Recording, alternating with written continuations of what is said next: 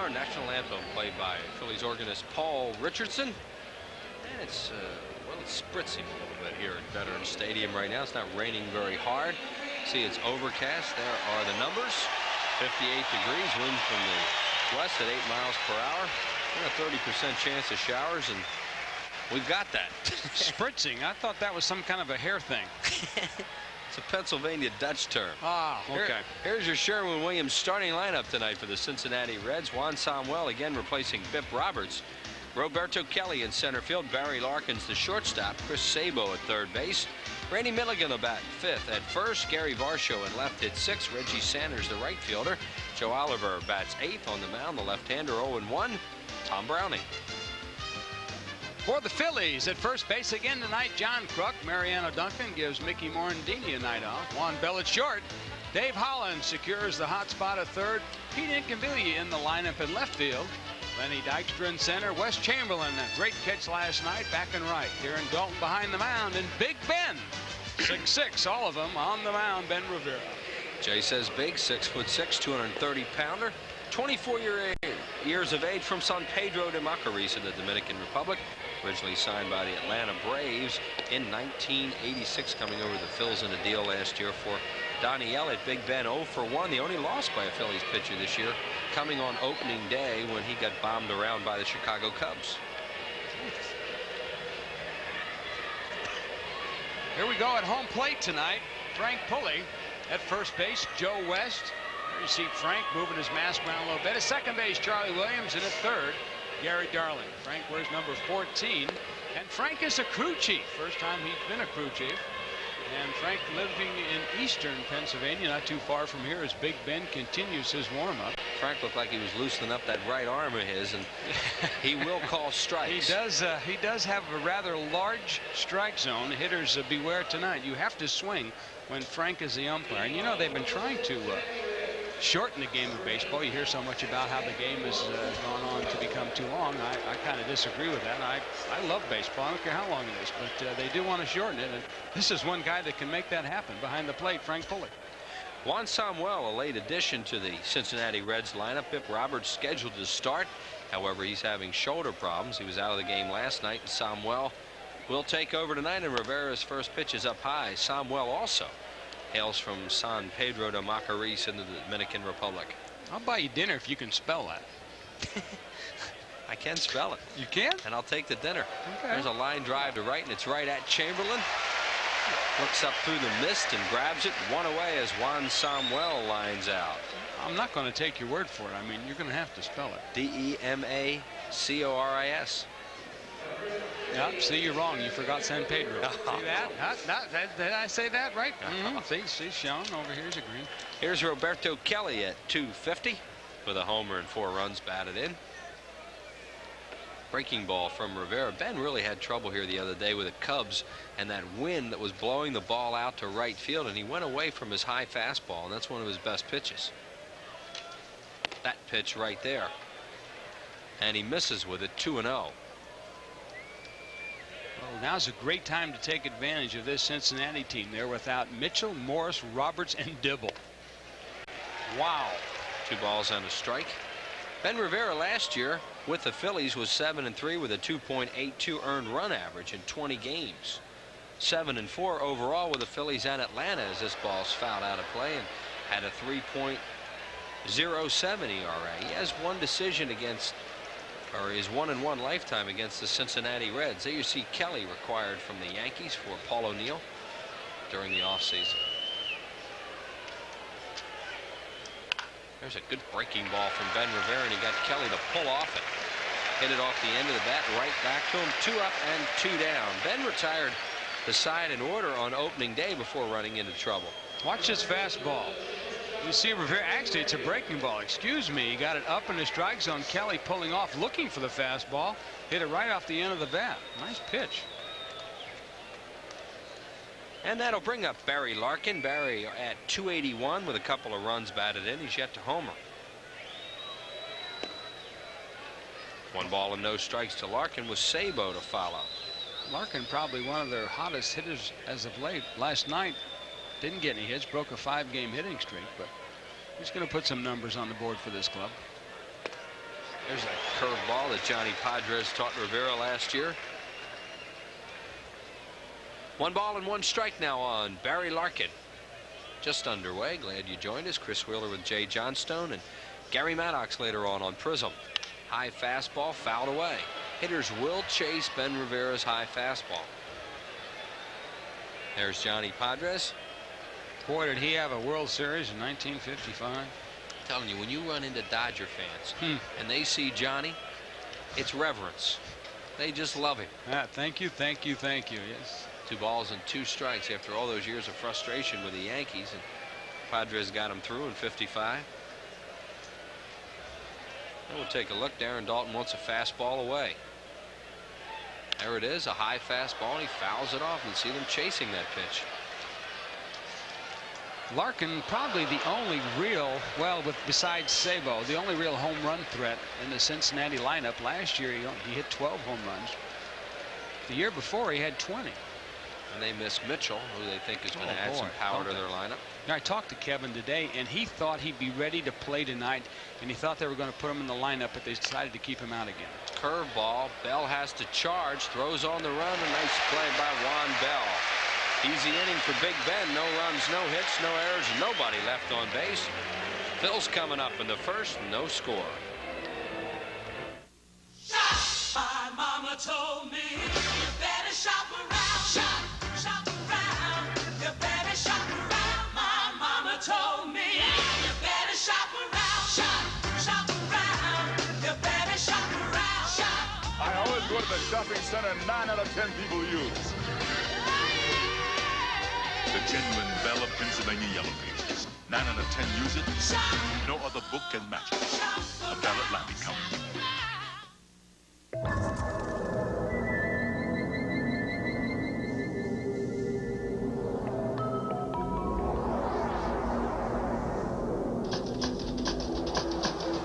For all the thousands of words already written about the revolutionary Dodge Intrepid, Automobile Magazine managed to sum it up in just 4. Intrepid. This changes everything. The time has come for the cordless power roller from Wagner. It's so quick and easy, it can cut painting time in half. So get your hands on a real value, because the value of Wagner keeps on rolling. Sherwin-Williams starting lineup for the Phils, managed by Jim Fregosi, Lenny Dykstra, Mariano Duncan, and John Kruk. Dave Hollins, Darren Dalton, Pete Incaviglia in left field tonight. Wes Chamberlain, the right fielder, Juan Bell. At shortstop and on the mound, Ben Rivera. For the defense for Cincinnati, big Randy Milligan at first base. Juan Samuel again replacing Biff Roberts at second. Larkin at short, Sabo at third, Varsho, Kelly, Sanders in the outfield, Oliver behind the dish, and the crafty Tom Browning on the mound. There's Tom Browning, 6'1", 195-pounder. He'll be 33 years old on April the 28th, living now in Edgewood, Kentucky. You saw the numbers on him. He had a very, very rocky first outing. 2 1/3 innings pitched, 10 hits, and 8 earned runs as he lost to the St. Louis Cardinals. 8-2. I had a chat with him about that as this pitch is called a strike, and he told me, he said, Jay, I had good velocity, he said, but my location was really bad. Everything was down the middle. Browning will throw a fastball, a curve, a slider, and a change, and he'll move everything around, up and down, in and out of the strike zone. Injured his left knee last year on July the 1st at the Astrodome in a collision with Scott Service, was out for the year. Dykstra fights off a fastball and lines it right to the shortstop Larkin, 1 away. He had knee reconstruction, did Tom Browning, as he had serious ligament damage in his knee. So he's trying to fight his way back right now. We'll try and get a shot of Browning for you, and you can probably see the brace that is on his knee. He has it very well taped up and braced, and he says it feels pretty good. Here's Duncan, a .379 lifetime hitter off Tom Browning. There it is. Now you can see how the brace is right there, and he's got a little flexibility with his knee, as this pitch is called a strike. And I asked him today, I said, do you favor it? Does it bother you? He said, no. He said, I'm just looking forward to the day that when I can pitch and don't have to wear this brace. Well, he goes 0-2 on the first 2 batters he faces, 1-2 now on Duncan. Mariano has a .311 career mark against Cincinnati, and that's his best against any National League ball club. Fastball, a line drive, and a base hit for right center. Cut off nicely by Roberto. Kelly will get it back in.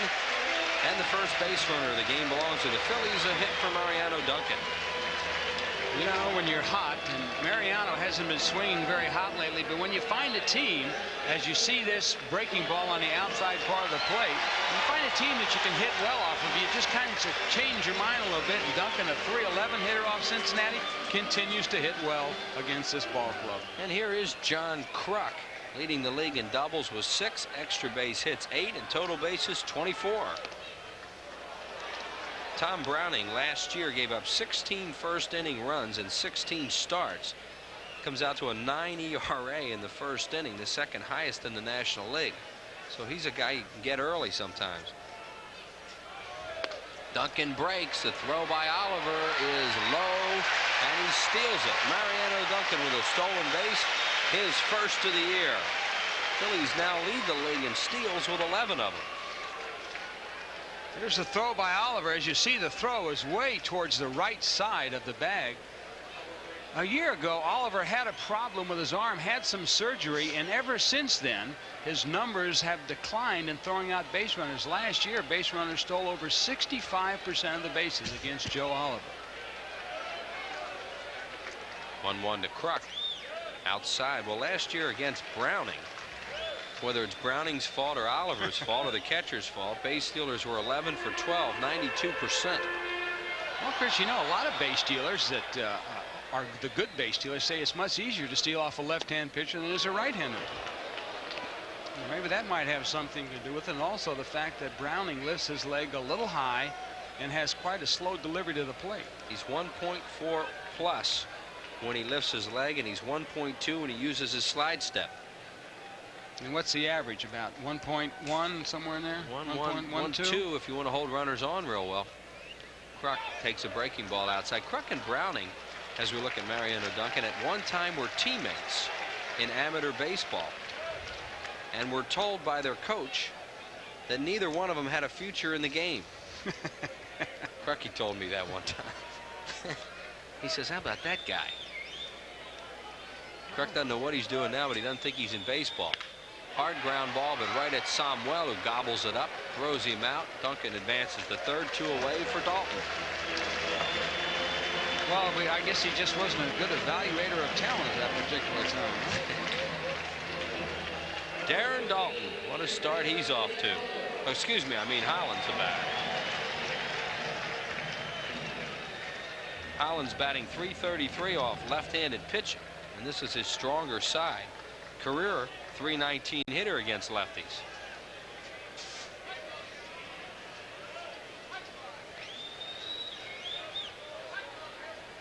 Hollins looks like he's close, Jay. Well, this is another team that Hollins has some good numbers on. You know, and I'm not making any excuses for the young man, but he told me earlier, a couple days ago, that with the wind kicking up and he wearing contact lenses, he's had a little problem. It's irritated his eyes because sometimes the dust gets under those contact lenses, and a few people out there that wear contact lenses, you know what I'm talking about. And so it's troubled him a little bit. But again, he's not using that as an excuse. He just starts to feel that he's getting ready, he's getting closer, and so this might be the guy that he may break out on. He hasn't hit off him very much. He's only 1 for 2 lifetime off Tom Browning. A count of 2 balls and 1 strike now on Hollins. Change up in the dirt, 3-1. Of course, if you look at Browning going back in the years that he's been with the Reds, he's 11th on their all-time victory list with 113 victories. Johnny Vandermeer is right ahead of him with 116. He's 10th, and the guy that leads of all the Reds is a guy by the name of Epirixie. You remember him. Pitched for the Phillies, too. 356 wins for the Reds. Epirixie. So the count now 3 balls and 2 strikes with Duncan at third base and 2 outs.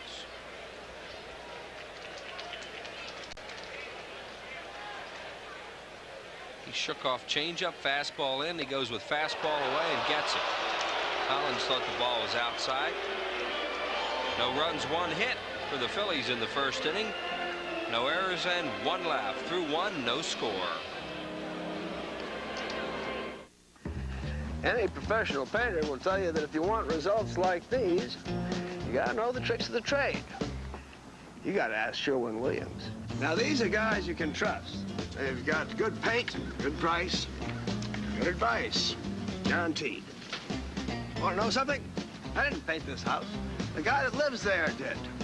Hey, fella, nice job. This guy knows what the pros know. Ask Sherwin-Williams. When Bob borrowed a lawnmower, all he got was short grass. When Bob borrowed hedge clippers, all he got was nice shrubs.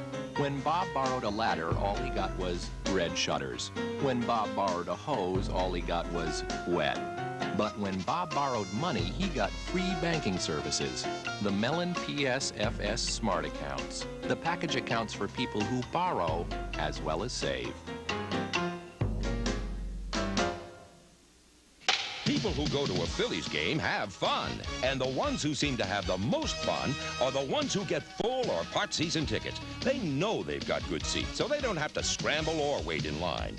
Get the best seats with the least hassle with full or part season tickets. And you can get guaranteed box seats for 13 games for just $130. For more information on all the 1993 season ticket plans, call 463-5000. Cento Italian Food Products is rooting for the Phillies this season. For every home run, Cento will donate $200 to the Philadelphia Child Guidance Clinic. Cento has a full quality line of Italian tomatoes, all-purpose crushed tomatoes, tomato puree, and Italian peeled tomatoes. They've already given $2,000 this year. Besides, the food's good. It's real good. Here's a pitch that ended the first inning, the 3-2 fastball to Dave Hollins. As Harry would say, that was on the black. And as Whitey would say, the black is a ball. Yeah, that pitch is outside, but usually Frank Pulley will call those strikes. He expands that strike zone a little bit. And Dave Hollins was not happy, but he'll usually be consistent all night with it. Sabo, the batter, at 226 with a homer here last night, the only run of the game for the Reds. And Ben Rivera fires one on that outside corner. 1-1 on Sabo. He'll be followed by Randy Milligan. And then Gary Varsho. Sabo having a lot of trouble with an ankle last year. Says he's healthy this season. Good pitch by Ben. Strike two. In fact, yesterday with that home run that Sabo hit, it broke a string of what, 31 straight singles? Yeah. Then they got 5 more after that. Breaking ball in the dirt. Field to first. Joe West says no swing. Reds come into play tonight in last place in the National League West with a 2-6 record. They're 1-2 at home, 1-4 on the road. Last year they finished second with a 90-72 record, 8 games behind the Braves. That's outside, and it's 3-2. A lot of people thought that this would be the team, and still could be, and probably will be, the team that gives the Braves the most heat this year. Well, it is early. Threw him a 3-2 breaking ball, looked like, Jay, and got him. Good pitch, too. Because you know that the strike zone that Pulley has is a little wide. Watch where he throws this breaking ball. It's a slider just on the outside part of the plate. Sabo went after it, could not hold up. I think Pulley called it on the swing, not the pitch. Yes, he did. Milligan, the batter. And the pitch is high, ball one. Ben doesn't throw that many sliders. He'll throw them to right-handed batters. He uses his curveball a lot to left-handed hitters. There's a curveball to a right-handed batter. He'll throw it a lot to right-handers too, I guess. He's come up with such a good curveball that he really likes it. Well, obviously what Padres has taught him is starting to pay off, because remember last year he struggled with that pitch as that one just misses outside. Ben has really small hands for a big guy, and he gets a heck of a lot of spin on that curveball. Good fastball. Gets a fastball up there in a hurry too. Man, he threw that pitch 2-2. Do you know that the Reds are only one of 2 teams that have a winning record here at the Vet, the other being Atlanta? I was kind of surprised at that. Look out, foul away. I thought Cincinnati, when the Phillies, of course, when I was here, and Gary and that, we used to play the Reds pretty tough in this ballpark. But going back over the years since 1971, Reds have posted a 72-win, 60-loss record here in Philadelphia. Very impressive, because the Phillies are a good home team. There's that curveball again, and he gets a base hit. Milligan waited pretty well on that one and slapped it back through the middle. And the Reds pick up their first hit, a single to center. There's one out. Milligan lifted his foot up, then had to wait on the curveball, but what made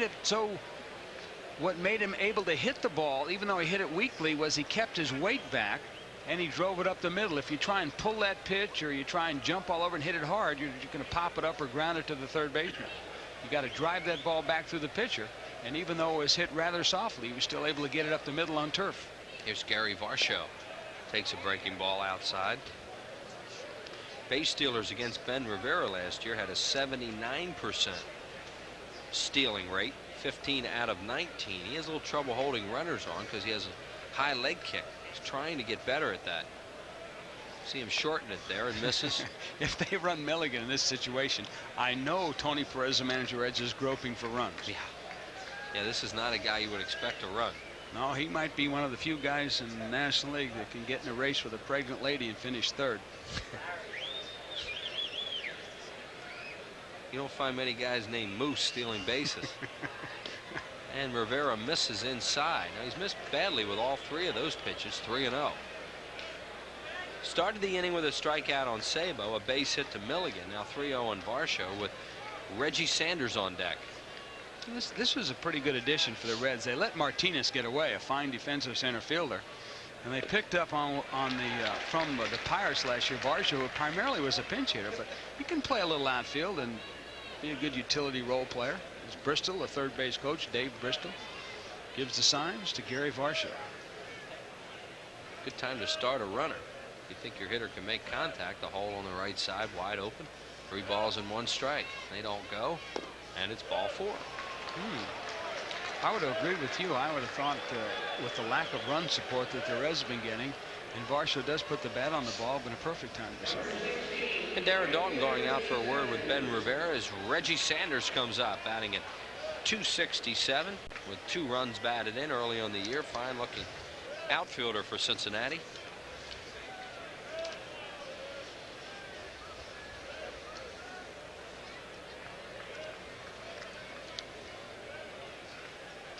Both teams with a hit. As of yet, no score. We're just in the second inning early on. Reds have runners at first and second. Sanders, a 7th round draft choice back in June of '87. He's put a couple of good solid rookie seasons together. I guess said see what he did last year as a rookie. Getting on base.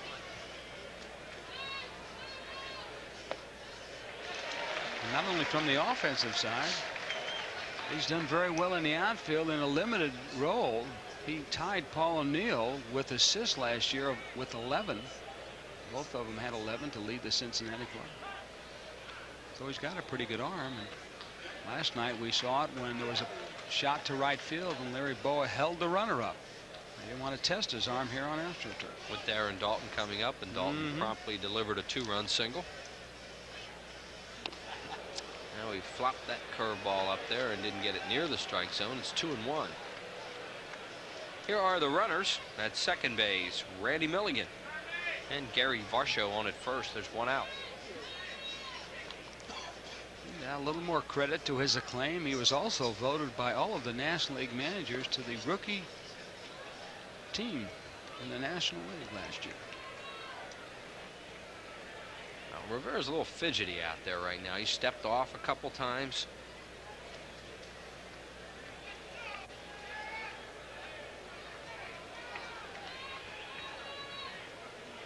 A changeup and missed high with it. 3-1. So Reggie Sanders in a good hitting situation now with 2 men on base.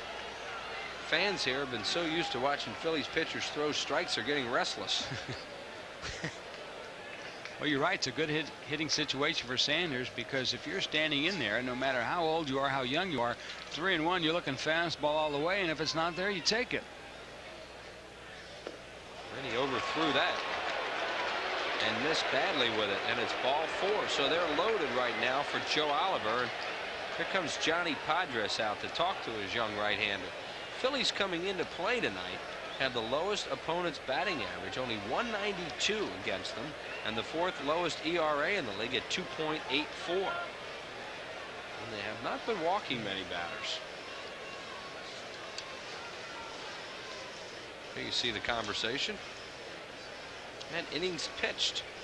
Phillies have a couple of workhorses in there, and the guy, well, they're all at 17 and a third. The guy, leading by a third of an inning is someone you would expect to be up there, Greg Maddux.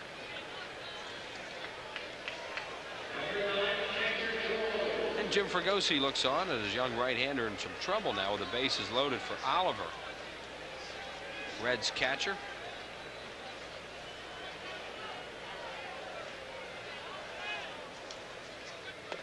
Talking about walks earlier, Chris, last year the Phillies were 10th in the National League with the worst walk record.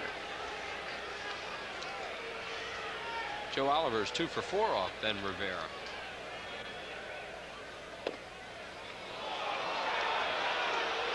And you got an umpire behind home plate who wants to call strikes and likes to call strikes and is not able to right now. You see, he hit a grand slam last year off those Braves. And he swings at it. Chamberlain, fairly shallow, comes in, makes the play. They're going to send the runner. The throw is strong. And he's out at home plate. And Milligan may have hurt his knee as Darren Daulton put up a roadblock.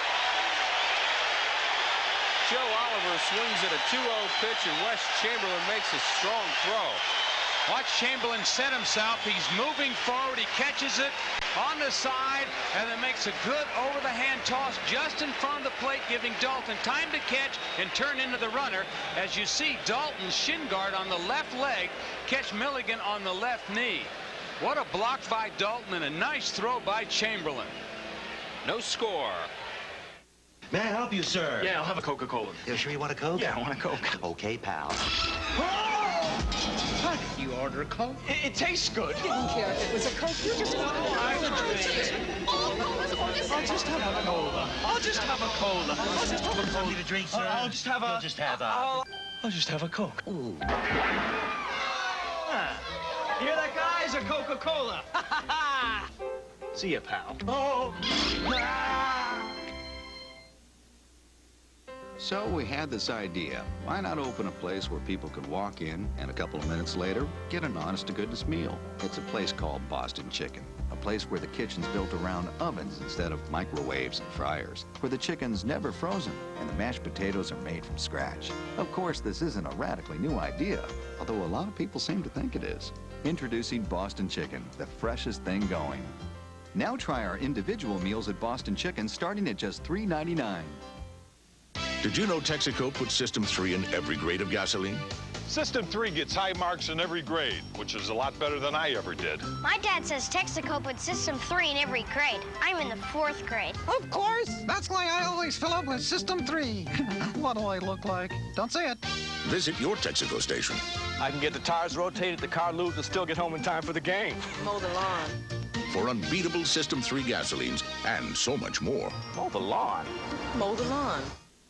April 20, 21, and 22, the Phillies play the Padres, followed by the Dodgers the 23rd and 24th, when fans 14 and under get a free card book, and Sunday, April 25th, for the Fanatic's birthday, when fans 14 and under receive a free baseball cap. And Darren Daulton leads it off for the Phils after that great plate block on Wes Chamberlain's fine throw from right field. You know, Chris, that's one of those plays where everything has to go right. Chamberlain's throw has to be on the money, one hop, and just in front of the plate, so it'll give Daulton time to catch and set himself. As this pitch is called a strike, and Daulton goes down without a swinging on a ball that just might have been a little outside, but Pulley with a big strike zone shows he's intent on trying to get this game over in a hurry. Watch this breaking ball. Fastball in the outside corner. I'll tell you, there are a lot of amazing things about that play that ended the inning as Pete Incaviglia comes up to bat at 250. One being, as it's fouled off, as wild as Rivera was, that Oliver chased ball 3 and hit that shallow fly ball to right field. The other, with Darren Daulton's bad knee, the way he stuck that out there into contact. I mean, this guy is really some player. My partner's having a little sneezing jag. It just thrilled me so much watching that again for the third time. I got all excited. I mean, that's a bang-bang play. And, you know, Dalton, there's a lot of catchers, as you mentioned, before this inning started, would just have a wave tag. They wouldn't even assert themselves to try and stop that run. Especially after you had your left knee torn up. Yes.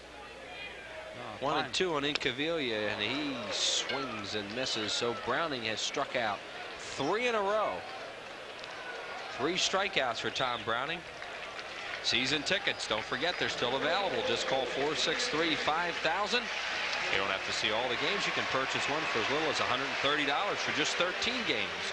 Best way to see Phillies baseball without any hassles is season tickets. Call 463-5000. Here's Wes Chamberlain, who made that fine throw from right field as he drifted back on the ball and then came forward.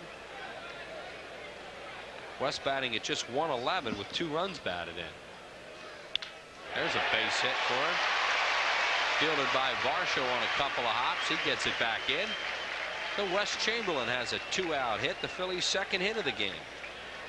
The other thing, as far as Dave Bristol goes there, he has to send the runner as we take a look at Chamberlain's base hit because a pitcher was coming up next. There's a big hanging breaking ball, a bad location for Browning. This is what hurt him in the first game. He wasn't able to get that pitch down, and that one was just kind of hanging out there with a big sign on saying hit me. Juan Bell, the batter. Bell had a triple and a double last night. Browning has a real good move to first, and back goes Wes Chamberlain. You know what's nice to see, Chris, is the fact that even though Chamberlain wasn't hitting well, last night he made a great running catch on a ball right against the foul wall over there, and tonight he comes in and makes a nice throw to throw out a runner to keep the score, keep Cincinnati from scoring a run. You know, when you're not hitting well, you got to do things on the defensive side of the field. People forget that you got to go out there and play 9 innings defense. You only go to bat maybe 4 or 5 times. Strike call. There are 2 outs, and the Phils have Chamberlain at first base here in the second inning. No score.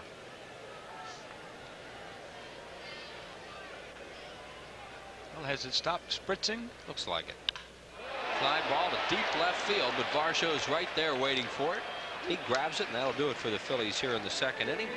No runs, a hit, no errors, and 1 man left on base. Through 2, no score. Well, we're almost there. Yeah, 3 years of digging and digging. But soon, our first taste of freedom. Here we are. Push. What'll it be, boys? 2 Bud Lights, please. Sorry, fellas, but we're all out. If you want great taste that won't fill you up and never let you down, make it a Bud Light. You know, Larry, we really should carry more Bud Light.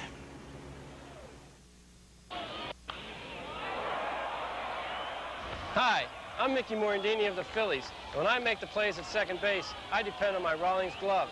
It's a choice of the pros. At Gold Medal Sporting Goods, you'll find a great selection of Rawlings gloves, balls, and equipment. Plus, Gold Medal is the official retail outlets of the Phillies. So team up with Rawlings and me at any one of the Gold Medal Sporting Goods stores in the Delaware Valley, where you'll find the best service, selection, and prices around. When good just isn't good enough. Well, yeah, looks like you got a new pride and joy. Well, it's not exactly new, but it's new to me. And I see you're putting in super premium. You bet. I saved every dollar I made for 2 years to buy this, so I'm giving it nothing but the best. Nice car. See what I mean? So when good just isn't good enough for you, experience our best. Fly with the new superpower, Citgo. Big games. Monday, April 26th at 7:35, and Tuesday afternoon, April 27th at 12:35. It's the First Business Person Special. And Barry Bonds, Will Clark, and the Giants come to town. Call 463-1000. It's Phillies Dream Week time again. Your chance to live, learn, laugh, play with the pros this February in Clearwater, Florida. It's a great time, and you keep on hearing about it, so make this the year. Call now for more information at 215-938-1200 as Big Ben delivers to Tom Browning, and it's a strike. Browning only 1 at bat this year, and you see he's hitless. Pops this one up shallow center field. Dykstra right there. Waits. 1 away. Browning coming in as a 149 lifetime hitter before the season. with a homer and 28 runs batted in. Well, a popular feature we're going to have on Prism this year is Wheeze Remembered, and that's dedicated to the Wheeze kids of 1983 when the Phillies won the division. And Tony Perez had some month of April that year. Von Hayes had gotten hurt in spring training. Pete Rose was out in the outfield, and Tony played first, and he will be the subject of tonight's Wheeze Kid Report as Juan Samuel grounds out to Duncan, 2 down. Speaking of Tony Perez, it's great to see him managing. He spent a lot of time in and out, been in the big leagues, been coaching for a while, and has applied his trade as a coach. Now he's getting a chance to apply it as a manager. And the one thing the players have said is that he's not one to panic, where sometimes now the things are going a little soft for the Reds right now. You don't see him panicking. Very good motivator of talent. Kelly grounded back to Rivera's first time up. Well, that double play may have just given Ben Rivera's second win. It's a big one for him. Come out throwing strikes in this inning. And it's 0-2. He might have had a little chat with Johnny Padres or Jim Fregosi, and might have enlightened him a little bit in the dugout, as often happens. Also had to say thank you, Joe Oliver. Swinging at a 2-0 pitch. Well, that's not a bad, though. If you got a pitch you think you can handle, and the count is 2-0, bases loaded, you know he's got to throw you a strike. So you got to say, okay, I want that into my 300-400 zone where I'm going to take a swing. But if it's a pitch that's down low or maybe a little away, you got to have second thoughts about it. So which is what it was. That's what it looked like. Yeah, because he hit a weak fly ball to right. Kelly hits a fly ball down the right field line. Kruk is there, and John Kruk makes the play. So a 1-2-3 inning for Ben Rivera. No runs, no hits, no errors, and nobody left on base. Through 2.5, no score. It's time now for our introductory installment of Wheeze Remembered, a 10-year anniversary salute to the 1983 Phils. Here's Larry Rosen on Tony Perez.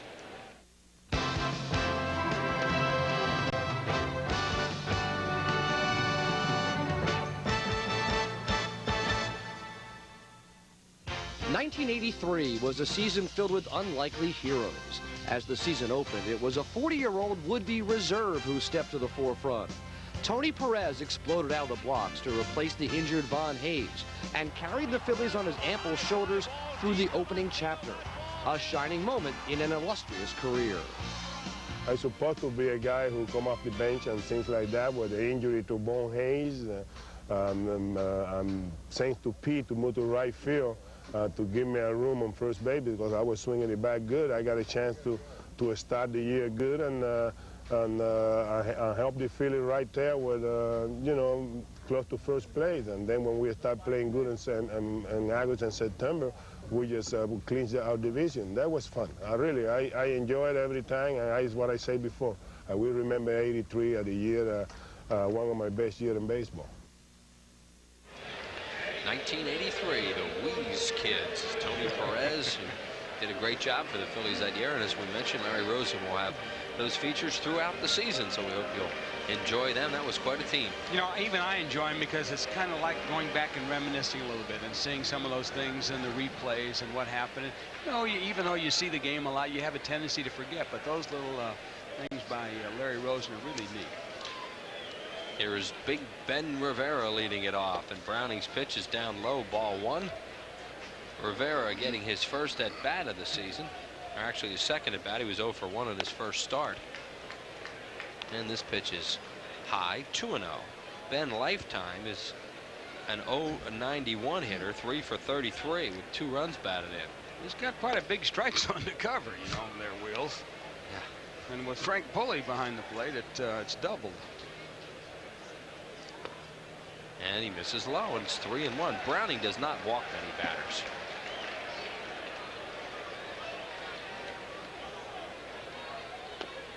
Strike 2. In fact, he's averaged just 2.4 walks in 9 innings pitched throughout his career.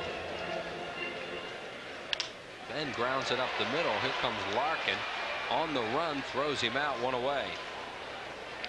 He is a very good pitcher when it comes to not walking people. One thing he does have a problem with, which he's already bypassed, is last year In the first inning, he gave up 16 runs and 16 starts for over a 9 ERA. That was the second highest total in all of the National League last year. Well, he's got by that.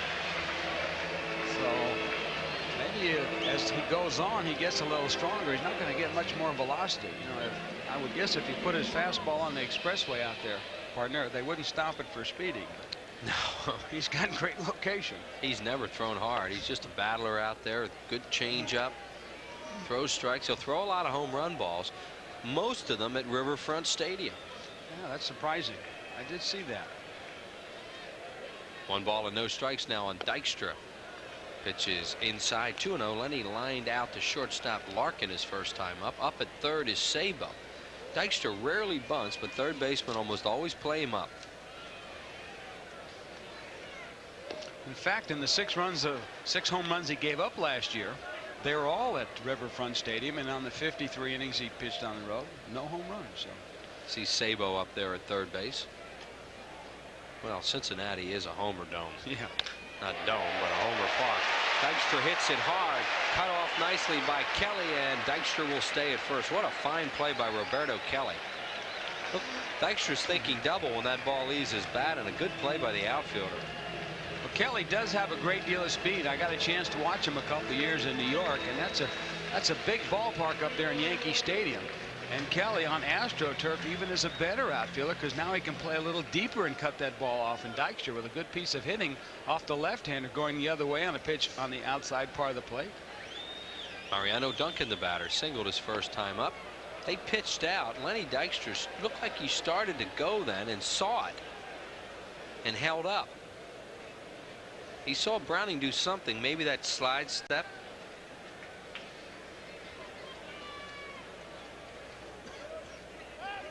Well, I would think the Phillies, when they get the opportunity, ought to try and steal all day long off Browning, because we gave you the notes from last year. 11 of 12 base stealers were successful off him.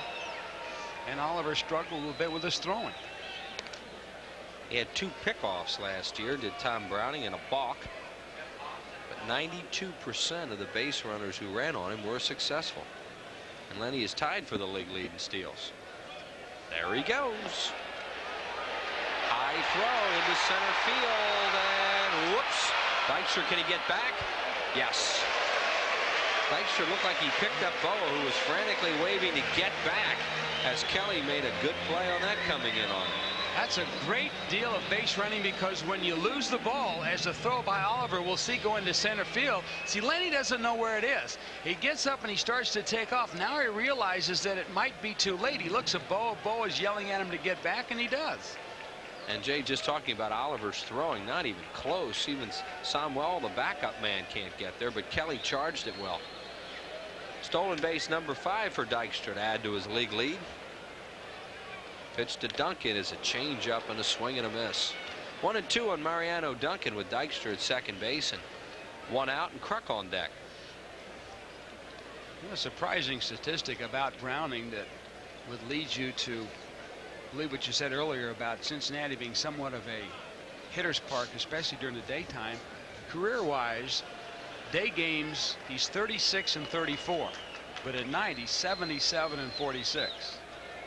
You see that heavier air at night makes a big difference on Tom Browning, who is primarily a fly ball pitcher.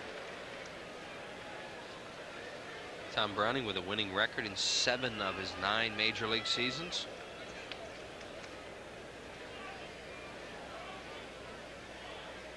Duncan hits a weak ground ball to short. Here comes Larkin again. He won't get it. He doesn't even throw it, and that's an infield hit for Duncan. So the Phillies have runners at the corners now with 1 out for Kruk. I wonder if Sabo interfered a little bit with Larkin, because Sabo went after it, and we'll see it right here. It was very weakly hit right off the end of the bat, a breaking ball. Sabo went over to try and field it, and in comes Larkin, as you see. Then he holds up, and then now he has to come back and get it again. I think he thought Chris Sabo was going to take that play, and it broke his stride. It did, Jay. It's a good call, because he reared back. You could see him as he was coming in crouched to catch the ball. He stood almost straight up. Kruk with runners at the corners now and 1 out, and the pitch is over for strike 1. Kruk grounded to second his first time up. Cincinnati with their infield at double play depth. Look at John Kruk with runners in scoring position this year. Only 600? You know, it's amazing as we watch the team here in the first 8 or 9 games and see the breaks that are going the Phillies' ways. And you and I both remember last year watching the first 8 or 9 games and everything went against the Phillies. Would you keep Duncan at first base now with Kruk batting? Yes, because I want John Kruk to hit. I want him to hit with that hole open. And Milligan, not really an outstanding first baseman, so I want that hole even bigger for him. Fouled out of play. You saw the slugging percentage of Kruk's. And John is very good at going the other way, as we know, off left-handers, as we see the slugging percentage right there. Kruk at 857, just a tad behind Darren Dalton. Jay Bell just signed a big contract with the Pirates. It's all that money they gave him. So the count's 1-2 on Kruk, trying to get the first run of the ball game in from third base. Lenny Dykstra. Low and in the dirt. Good play there by Oliver. There is Dykstra, who's been scoring runs in the last few games. Kruk coming into tonight against Browning was only hitting 231, but you know, when RBIs are out there, hitters like John Kruk become different kind of hitters. Almost like a shark in the water. They can smell that blood, you know. John Kruk, as we saw the percentage there behind Darren Dalton, is a very good RBI man.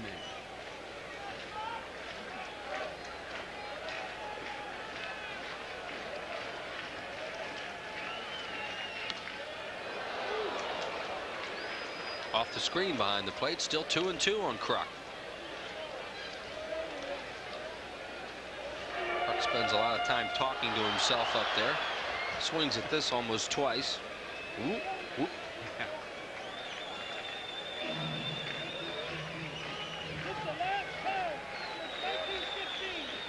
Breaking ball misses. I'll tell you what, most left-hand hitters would have swung at that pitch. That was a very tough pitch to lay off of, especially with the count 2-2. A ball just missing on the outside part of the strike zone, and also with Frank Pulley, the umpire. You run Duncan here? 3-2, let him go. Because I know if it's a strike, Kruk's going to put it in play. Stay out of a double play that way on a ground ball. The only thing that would hurt you, obviously, Kruk hits a lot of line drives, and he could hit into a line drive double play, but hey, you got to take a chance. You know, and this is the time to do it. No score early in the game. Here we go, 3-2. There goes the runner, and it's a line drive and a base hit. Dykstra scores. Duncan to third. 1-0 Phillies. There's your line drive, but nobody can catch it. Well, that's the thing that the manager has to worry about. And Jim Fregosi does an excellent job in knowing his players, knowing that Kruk's going to put the ball in play. And he sent Duncan. Like I said, the only drawback, the downside, is if the ball is hit right at somebody, then Duncan's doubled up. But John Kruk, a terrific RBI man, hits the ball right back up the middle. The Phils lead 1-0. Kruk adds to that runners in scoring position number of his. He was at 600. It's higher now. There he is. Off to another great start. He hit 407 in April last year, hitting 413 prior to tonight's game, the last 2 Aprils combined. And something else that when you send the runner, either the shortstop or the second baseman has to cover, and when you know you got a guy that puts the ball in play, you're giving him a wider range to hit the ball through the hole. Hollins, line drive and a base hit to left field. Duncan scores. 2-0 Phillies. Kruk stops at second. For Dave Hollins, RBI number 3. That RBI for Kruk, by the way, is 9th. Wow, we didn't even have time to see that one. That ball was his shot. Browning's pitch, a fastball on the inside part of the plate, belt high, and Hollins just unloads on this one.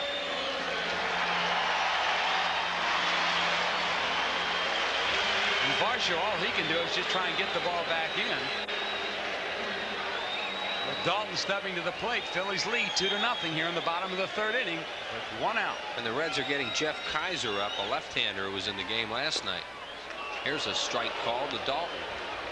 Happy birthday tonight to Jim Pettit, lifelong Phillies fan, 77 years old. There is Kaiser.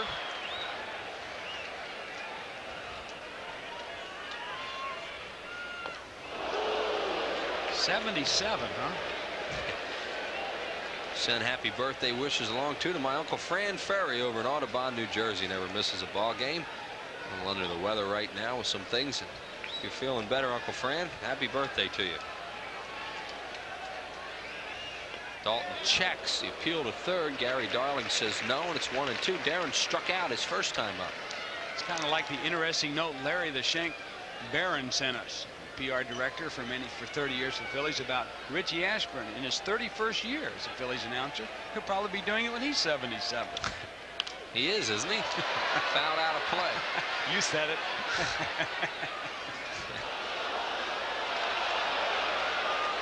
Whitey remembers that good start the Phillies had in 1915 very well. Fans having a field day going after that. You know, it's surprisingly. Oh, look at this. Darren Dalton, leader of National League home runs. How about Greg Jeffers? He's making a little bit of a comeback. A lot of people wrote him off. Hit two of them off. Tom Browning. And of course that young kid in Houston, which you got a chance to look at, up and coming young star. Luis Gonzalez as Kruk looks in. Count is 2-2 on Dalton. Kruk at second. Hollins at first. Phil's with 2 in here in the third to lead 2-0. It should be a very interesting Texas League rivalry with Houston and the Texas Rangers between Canseco, and then you've got Gonzalez, and then the other kid over there with Texas, Gonzalez. And all those home runs are going to hit in that state. They don't go, and Dalton hits a ground ball to second. Somwell to short, and they'll get 1. So Dalton grounds into a fielder's choice. Kruk to third. And the Phillies have runners at the corners now with 2 outs for Incaviglia, a strikeout victim. Samuel has to take a backward step on this, but they couldn't get Dalton anyway because the ball wasn't hit hard enough. Dalton has outstanding speed for a catcher. And with Hollins bearing down on the shortstop, I don't think Larkin really wanted to stay in there on that one. Pete Incaviglia with a homer and 2 runs batted in.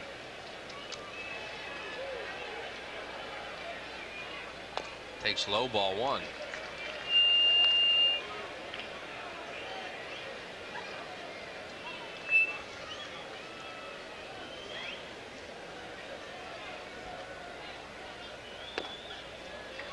Outside, 2 balls and no strikes to Incaviglia with Wes Chamberlain on deck. Chamberlain has a base hit in the game. Phil's now with 2 runs on 6 hits, and the Reds no runs on 1 hit. No errors in this game. Hard ground ball, nice play. Sabo to his left, throws out Dalton at second. Incaviglia hit it hard, but right at the third baseman. In the inning for the Phils, 2 runs, 4 hits, no errors, and 2 left. Through 3, 2-0.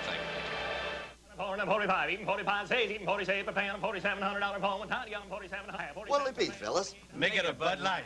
Sorry, this is the last one. Well, I think I've been. I can take that one. What do you want to give for it? I'm a 2 and a 10. Give me 10, a 20 big. Give me 20 now, 30. Give me 30 now, 40 big. Give me 40 now, 50. Give me 50 now, 60 big. Give me 60 now, 70. Give me 70 now, 80. If you want great taste that won't fill you up and never let you down, make it a Bud Light. Bud Light, please. Sorry, boys. This is the last one.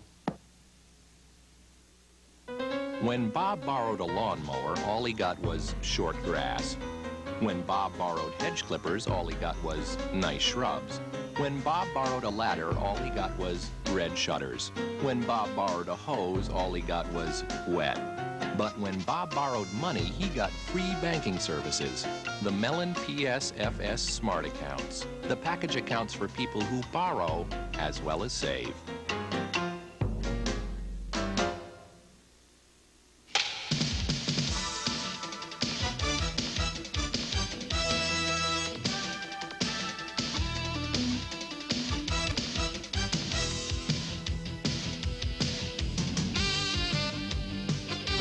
Play Lasorda's Dodgers with Darryl Strawberry and Eric Davis. Saturday, April 24th at 7:05.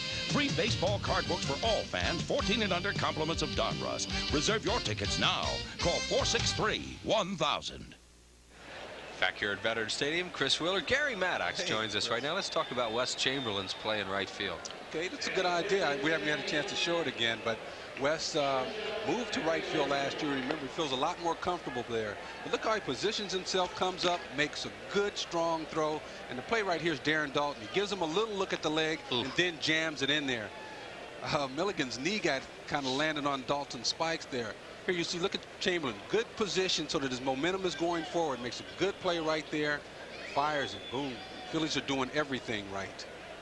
Boy, look at Dalton's leg out there. Man, that's how Mike Heath got him in 1986, and all his problems started after that. Takes a different guy to do that after you've been hurt that way. Well, really, at least he wasn't standing in front of there saying, here, knock me back to the dugout. Here's Larkin to lead it off. And the first pitch is a strike called on a breaking ball. Larkin, Sabo, Milligan. Three right-handed batters to face Ben Rivera, who was in deep trouble in that second inning until Chamberlain and Dalton bailed him out. Up high with a fastball, 1-1. Ben has walked 2, struck out 1 thus far. I'll tell you, Chris, I've been on both sides of this where with the Phillies, they're getting contributions from everybody. Everybody's picking up and making a good play. Off the end of the bat to Duncan, who flips to first, and Larkin's retired for the second time tonight. 1 out. You know, and it makes it easy for the pitchers to go out there and relax. They know if they get behind a little bit that it's going to be all right. Here's Big Ben's fastball up in the strike zone a little bit. That's tough for anybody to handle. And they do chase his high fastball. Chris Sabo, the batter, he struck out on a 3-2 slider his first time up. Let's contrast that with the Cincinnati Reds. I mean, getting no production offensively. And what you have is a Tom Browning or any of the starters going out there trying to finesse everything, afraid to get behind in the ball game so that they end up getting behind in the count trying to do it all themselves. 0-1 to Sabo. Breaking ball misses away, 1-1. Totals in the game, 2-6-0. Phils, no runs a hit and no errors for Cincinnati. We are in the 4th inning. Chris Wheeler with Gary Maddox. Hit hard to center field. Dykstra turns, and he's got it. Lenny Dykstra runs it down, 2 away here in the 4th. And then he made that play look easy, but that's one of the most difficult plays for a center fielder. That ball hit right over your head. The thing is, when you turn either way, you're not really getting an angle because the ball is there, but you have to turn to go back on the ball. You'll see it hit right over his head, so he has to turn. He doesn't increase his angle, but he has to make a sharp turn and then get back there and hope the ball hasn't tailed on him. Yeah, that ball almost went dead straight. Yep. Milligan, the batter, he got a base hit his first time up off a curveball. I guess it does happen to an outfielder. I mean, you have to turn, then you turn around, and it's gone when you come back. Huh? Well, especially if it's right over your head and say a left-hander hit the ball and it's slicing away. That's a very difficult play. Don't even attempt it in Candlestick. Yeah. You don't even attempt to turn around in Candlestick. You don't run to spots in Candlestick. No, you keep watching it. No, sir. 1 ball, 1 strike. Boy, that place looks different. I saw it on TV the other night, and they're trying to make it a little friendlier, and they now have padding on the walls out there instead of those fences, trying to make it look a little more intimate. Yeah, they got to do something about those people, though. They're trying to make it friendly. 1 ball, 2 strikes on Milligan. Breaking ball misses away, 2-2. Yeah, they can get a little tough out there. It really looked different, though. They had a big opening day crowd, did the Giants. Just missed outside. See Big Ben throwing at those spots. He's missing away a little bit. Looks like he's trying to be a little too fine. Of all the guys on the staff, he probably has the stuff that allows you to come a little bit more truer in the challenge hitters. He just missed. See, there's no need for him to nibble. His stuff is too good. He can go ahead and challenge those guys. I'll tell you what, Ed Milligan takes borderline pitches. For a big guy, it's amazing. He walks a lot. Here's that last pitch of Milligan. Look at him going right for the corners. In fact, the strikes he threw to Milligan was just on the outside part of the plate. So finessing him a little too much. That'll bring up Varsho, who walked his first time up. Especially if a team's not hitting. You say, here, put it up on a tee for him. Let him hit it at somebody. 2-run lead. And Rivera moves over to first. Ben last year in home games was 5-0 with a 2.01 ERA. On the road, 2-4 with a 3.96. That's combined Atlanta and Philadelphia. Ben likes that home cooking. Fouled off. He does have a home loss this year. The only loss for the Phillies so far. That came on opening day. Something funny about this pitch, but at the last second you see him go right after. Why do some pitchers, the hitters, chase their high fastball? Well, because it looks like it's hittable, and a lot of them just take. Speaking of hittable, Chamberlain has room. It's early in the season. Things are going right for the Phillies. That's out of here by a mile in another month, and Rivera knows it. But it's just a long out. You get back that high fastball later. No runs, no hits, no errors, and one man left on base. 2-0 Phillies. When you were a child, you were told we're all created equal. But now that you're a little older, you see things a bit differently. The new Lexus GS Luxury Performance Sedan. It's roomier, quieter, and rides smoother than cars costing thousands more. Maybe we are all created equal, but it doesn't have to stay that way. See your Lexus dealer for treatment that's unequal. Hey, Dad, how about some money for the movies? Sure, kid. There's nothing like the authentic Frosty Mug taste of A&W root beer. One taste, and it will really bring back memories. Dad. Oh.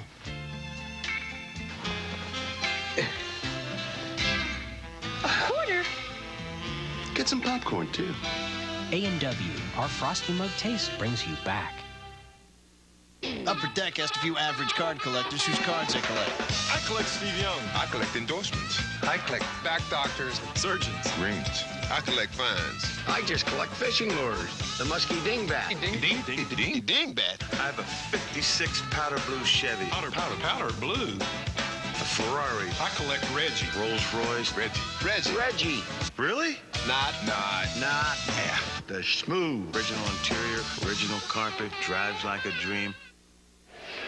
The Dodgers with Darryl Strawberry, Eric Davis make their first appearance of the season Saturday, April 24th. 7:05, it's Card Book Day, a great item for all fans. And it's compliments of Donruss. So mark your calendar, come on out, see the Phillies and the Dodgers, and get that card book on the 24th at 7:05. A change-up, and Chamberlain, who was 1 for 1 with a single, swings and misses. Well, Chamberlain got one of those hangers, that same pitch, but it hung the last time for him, and he was able to hit it. This one moved away pretty nicely, swung and missed. That change-up that Browning throws is like a screwball. There it is again. He misses outside with a 1-1. It's been a terrific pitch for Tom Browning over the years. This guy pitched a perfect game against the Dodgers as Chamberlain pops one up foul out of play. That was on September 16th, 1988 at Cincinnati. Now, between innings, when Ben Rivera went to the bench, Johnny Padres and he are in sync, and they had a little talk. Right, and you can see him telling him, hey, challenge him with that fastball. That's that fastball sign. Throw that ball early in the count and challenge him with it. Then you can set up your breaking ball. Otherwise, you get behind, and that's what's going to happen. You're going to get those good swings on you. Chamberlain, speaking of good swings, really waited well on that ball and lines a single to center, and he's 2 for 2. Here's West right back up the middle with this fastball. Boy, right down the middle. He hit it right back up the middle. 7 hits now for the Phillies as Juan Bell bats with Rivera on deck. Nobody out here in the 4th inning. Chamberlain really should be able to help this team. I mean, a lot of teams are going to try and throw left-handers against the Phillies, so it should make it fat pickings for West. Phillies have a bench tonight of 3 left-handed batters, 3 right-handed batters. They have a bullpen with 3 left-handed pitchers and 3 right-handed pitchers. Talk about a manager's delight. Fergosi, you know, he just can't believe all this after what he went through last year. I mean, he didn't have any moves. I tell you, I think Lee Thomas and Jim Fergosi did one of the best psych jobs on this ball club, on this city, that could be possibly done. I mean, we know last winter people were saying at best this team would be mediocre. And I tell you, after the first week of spring training, you know, they were thinking, hey, we can win this thing, and going about it in a way that that's led to this. Hey, there's Mark Davis. Welcome back. By the way, Mark threw this afternoon. He threw this afternoon in the bullpen. Jim Fregosi said he would not use him tonight at all. He would use him on Friday if he has to. Strike on a fastball, 1-2 mark. Very happy to be back here. The Phillies happy to have him back in the organization. A young man who at one time sold tickets in the offseason. Oh, I was here. You were right. You were here. Yeah. Juan Bell hitting a little better in his last few games. Well, I remember them saying about Mark, if he ever gets his head on straight, he's going to be a pretty good pitcher. Sure enough, he went out and won the Cy Young. San Diego in '89.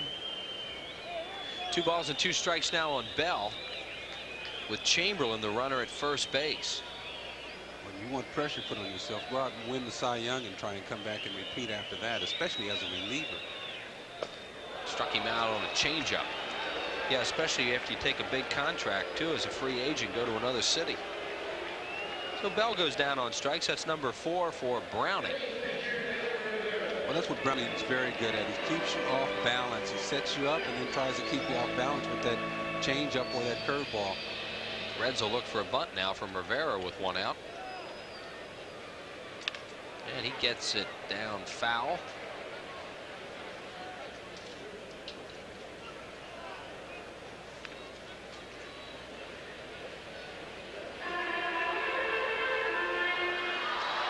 Well, the underworld takes over this weekend on Prism. Friday night, Robert De Niro and James Woods star in the full-length version of Once Upon a Time in America. As Ben goes around to bunt, it's high, ball 1. Saturday night, Marlon Brando stars in The Godfather, and on Sunday night, Al Pacino and Robert De Niro star in Godfather Part 2. 3 great movies you can't refuse at 9 o'clock each night this weekend on Prism, the channel with a better variety of quality movies. Ben gets it down. Browning, a good fielder, is on it, looks at second, goes to first, and Ben Rivera executes the sacrifice. Scored 1-4 with Samuel covering, and Chamberlain's at second with 2 outs.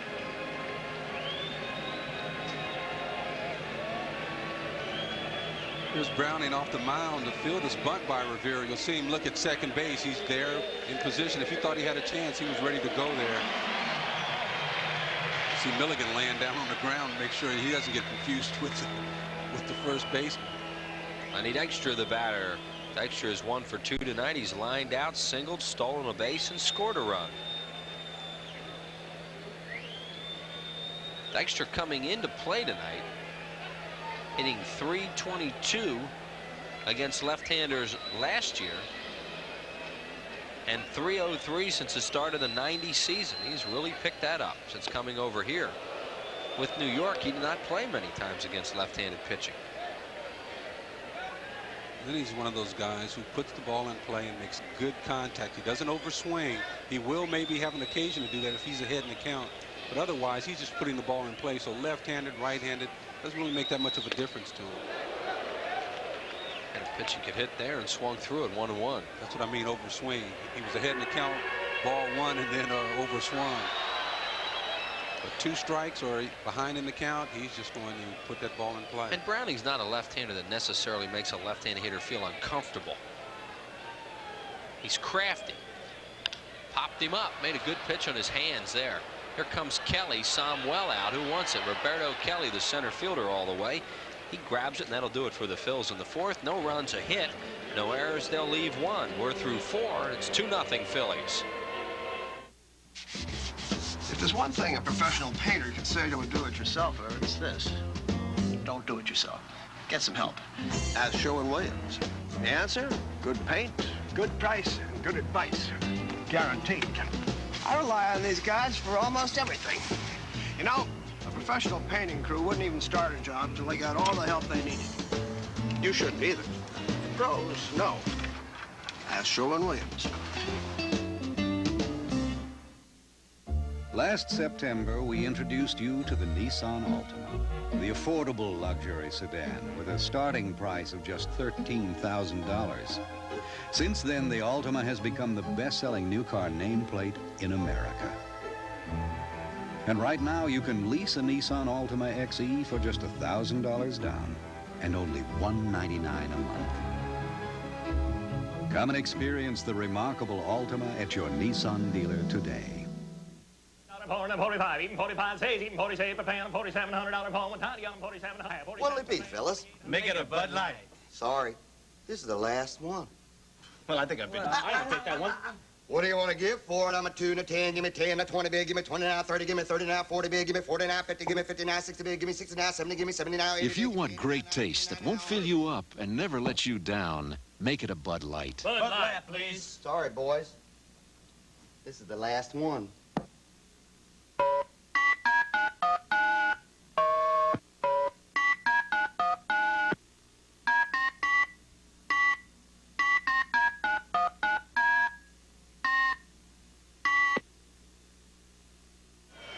Well, a reminder that this copyrighted telecast is presented by authority of the Phillies and may not be reproduced or retransmitted in any form without the express written consent of the Phillies. You got that, folks? Yeah, man, you're good at that. Is that what Harry Callis taught you? Yeah, It made you in awe of him? Yeah, he taught me. Yeah, I'm in awe of him, right. I read that article. You were in awe of Harry Callis. I said that was one of the best articles I've ever read on Harry. Terry Benton wrote that in the Inquirer, except for the line that said, I'm in awe of Harry. That's not true? No. Please. Reggie Sanders, the batter. I respect him tremendously. No. But I'm not in awe of him. You most certainly are.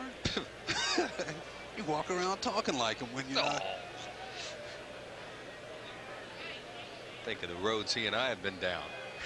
Really? Sanders, Oliver, Browning.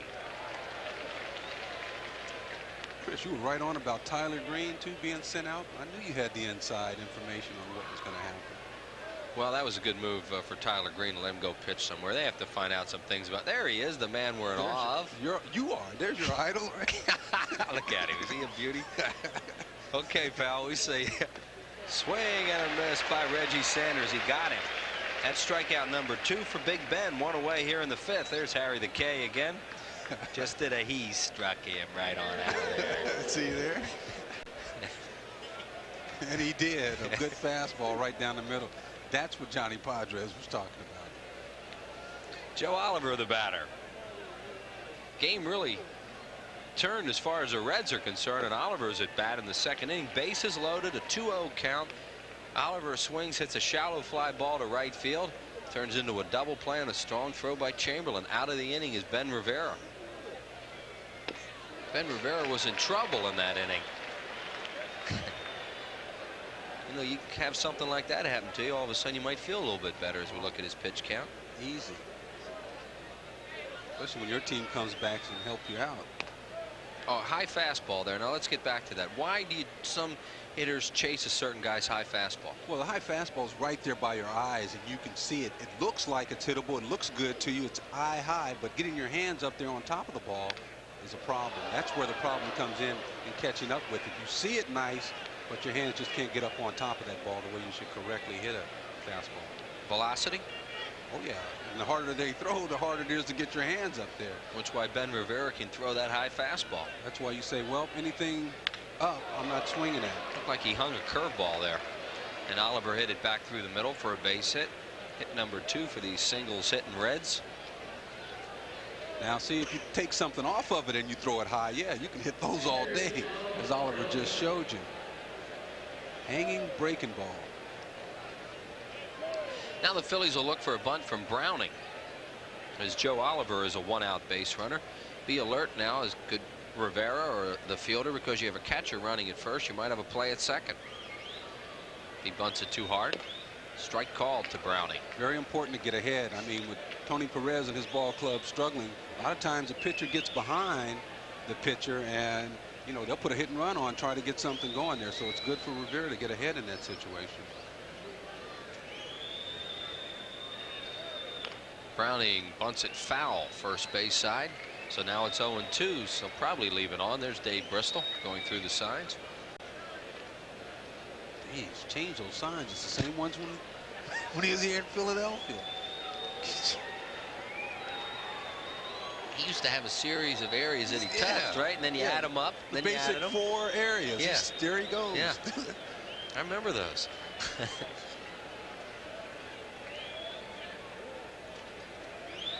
He's around the bunt again as Browning, and he misses outside, does Rivera.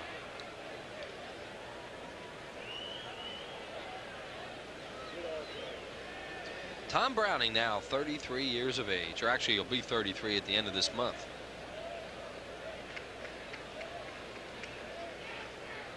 Round to bunt, and he bunts it. It will roll foul. Good play by Kruk. They had Oliver running on the play, a run and bunt, and he bunts it foul. It's a strikeout, and Oliver will have to go back to first. Strikeout number 3 for Rivera. Well, I thought he bunted it twice anyway. Here's the bunt right here. You see him kind of just, the ball hits. Yep. I think it hit his bat again when it bounced up, went out there. Nice going. You still get those keen bulbs, don't you? Yeah, it's a little blurry. I'm not seeing as far as I used to. Eagle eyes. Samuel the batter, 0 for 2, a line drive to right and a ground ball to second.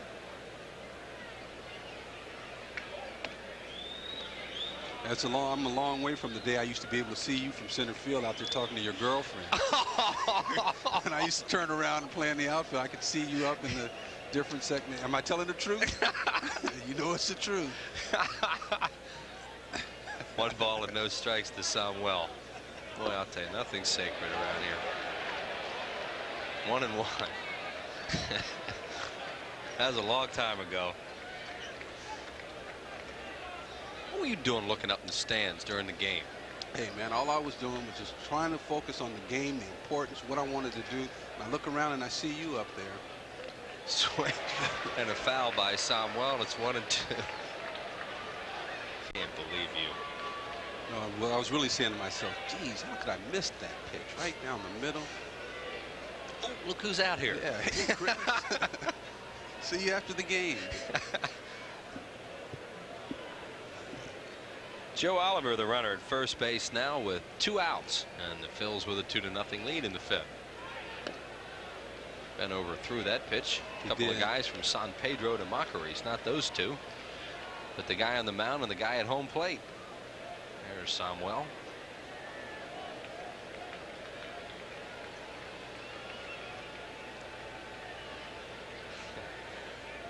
Two-two pitch on the way to Juan Samuel. Curveball struck him out. Samuel just quit on it, and Big Ben strikes out the side here in the 5th inning. No runs, 1 hit, no errors, and 1 man left on base. 4.5, 2-0. We're back. It's the 2nd annual Great American Ford Sales Event. Only your Ford dealer has 5 of the 10 best sellers in America. Ford Ranger is America's best-selling compact pickup. Now, lease this Ranger for only $199 a month for 24 months and no down payment. Ford Ranger, $199 a month and no down payment. Plus, register to win a new Ranger or Ford Escorts. But hurry, the Great American Ford Sales Event ends May 1st. See 5 of the 10 best sellers in America at your Quality Plus Ford dealer now. These days, 9 to 5 feels more like 5 to 9. Home cooking is as likely to come from a microwave as not. And sleeping late happens only in your dreams. And because life has changed, Independence Blue Cross and Pennsylvania Blue Shield have changed. With new health plans that go far beyond our traditional coverage and new service that goes far beyond your expectations. Because today hardly resembles yesterday, there's a whole new blue to carry you through. Mike's the first guy that ever explained life insurance in a way that we could understand it. Making things clear is the part of my job I like best. He showed us all the options that Nationwide has and even helped us choose. It's training. Seminars and updates. It just never stops at Nationwide. With life insurance, it's not what you know, it's who you know. And we know Mike. Agents like Mike are Nationwide. Nationwide is on your side. Brought to you by Nationwide Insurance. Nationwide is on your side. Your Nationwide agent in Lansdowne is Bernie Carr. Sunday, May the 9th, the St. Louis Cardinals will be here at 1:35. A terrific red and white umbrella for all women 15 and over, featuring the Phillies logo. It's compliments of MAB Paints, a brand new gift item. So come on out. Call 215-463-1000 and get your tickets. Phil's and the Cardinals. Here's the pitch at end of the inning, Gary. All right, well, nobody ever asked for a breaking ball inside, so it got away from Ben. He didn't get good location, but he did freeze Sammy with it and got away with one. Mariano Duncan, the batter. Duncan playing at second base tonight, and he is 2 for 2 with a run scored. An infield hit and a line single to center. There's a shot to left. Varsho won't get it. One hop off the wall. Duncan on his way around first, and he has a stand-up double for Mariano Duncan, his first double of the year.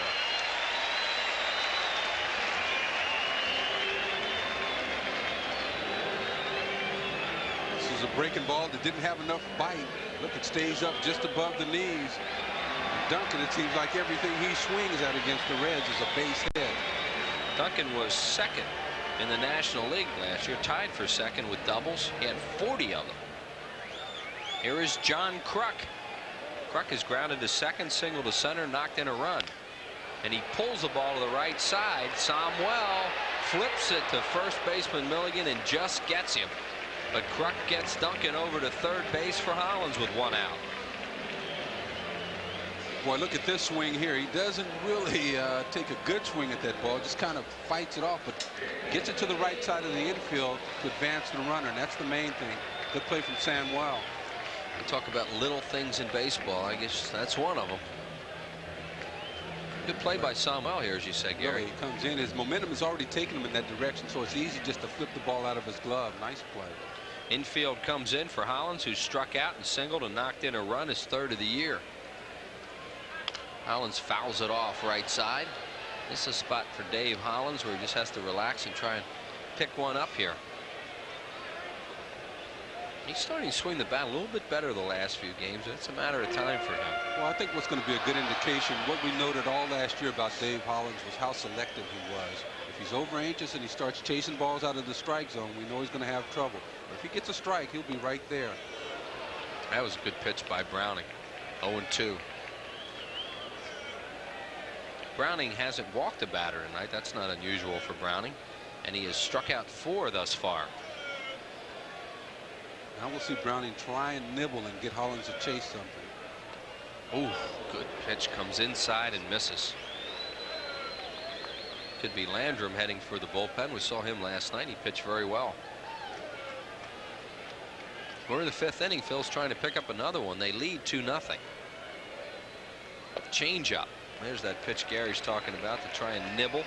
Well, he tried to nibble after busting him inside a little bit, then tried to go away. Hollins right there. There is Landrum starting to heat up again. Hollins pops it foul. It'll go to the crowd behind home plate.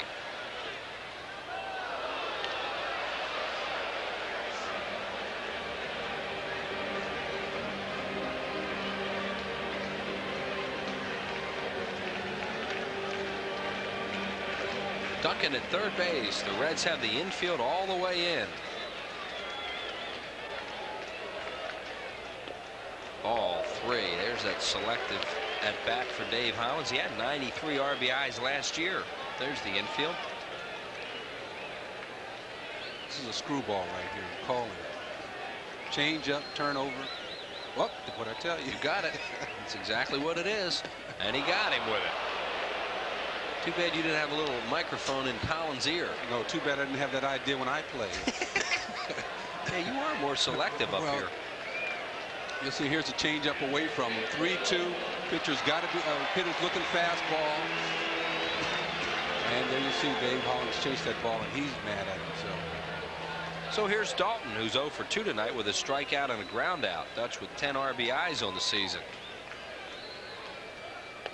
Phillies have done a really good job early in the year of not leaving runners out there in these situations. They pick each other up, see if Dalton can do it again.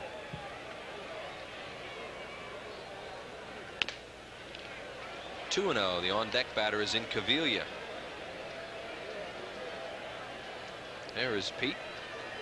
I think 9 times out of 10 you want to go right at Darren Dalton in this situation if you're a left-handed pitcher. But nobody knows better than Browning how he pitches against Darren Dalton. And if Browning walks somebody, he's almost trying to. You have a right-hander ready in the bullpen. I don't think they'll be pulling him. I don't either. 3 balls and 1 strike. Phillies have some guys off that bench they can bring out. Eisenreich, Thompson. How will you pull Browning after only giving up 2 runs? He walks him. And we'll see what happens. That's walk number 1 for Tom Browning. As I mentioned, when he walks a guy like that, he's trying to walk him. Right, because he can throw strikes. He knows how he pitches against Darren Dalton. Usually in a left-hander against left-hander matchup, you know, you want to go ahead and go after the left-hander, but we see how Dykstra's hit the ball. Kruk has hit the ball off of him pretty well. Incaviglia struck out in the second, hit a shot to third his last time up. Sabo to his left made a fine play, turned it into a fielder's choice. 2 on and 2 outs. Phillies with 8 hits, the Reds with 2. The Phillies lead at 2-0. Hard ground ball. He gets it through the hole this time, does Inky. Duncan scores. It's 3-0 Phillies on Incaviglia's 3rd RBI of the year. He didn't hit that one as hard as the last one. Well, that ball was a little bit away from him. Shows you how strong he is. He had a fast ball away and was able to pull it in the hole with something on it. But Chris, it's just like you said. Somebody's always picking somebody else up. Yeah, it's amazing. Here it is, a fastball away, and he just pulls it in the hole there. And Tony Perez is on his way out with Chamberlain coming up and 2 base hits off Browning. Browning has 90-some pitches already. He'll break a change. He'll go to the bullpen and bring in the right-hander Bill Landrum. That'll do it for Tom Browning.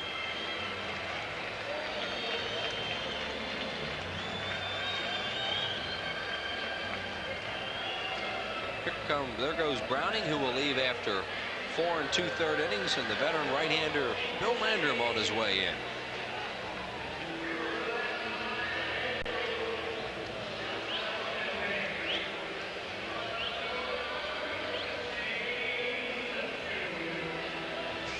And we'll be back right after this.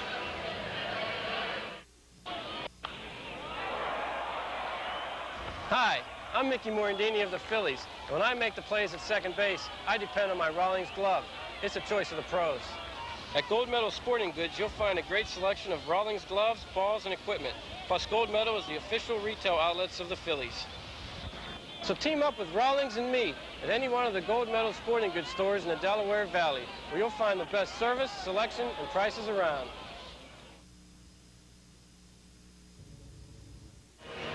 There's the veteran right-hander Bill Landrum. Mentioned he was in the ball game last night. Pitched 2 innings, gave up 1 hit, walked 1, and struck out 4. A very strong outing for Landrum, who has been on the shelf the last couple of years. Hasn't pitched all that much because he's had some knee problems. Started his career with Cincinnati, been with Pittsburgh, Chicago, in the National League, the Cubs, Montreal, and now back with the Cincinnati Reds in camp this year as a non-roster player. Hard thrower, sinker, slider kind of pitcher.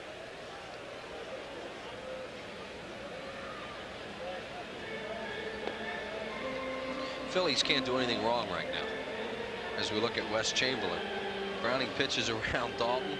Up comes Incaviglia, who he figures he can throw a change-up to or something away, get a weak ground ball in the infield, get out of the infield, and he hits it in the hole.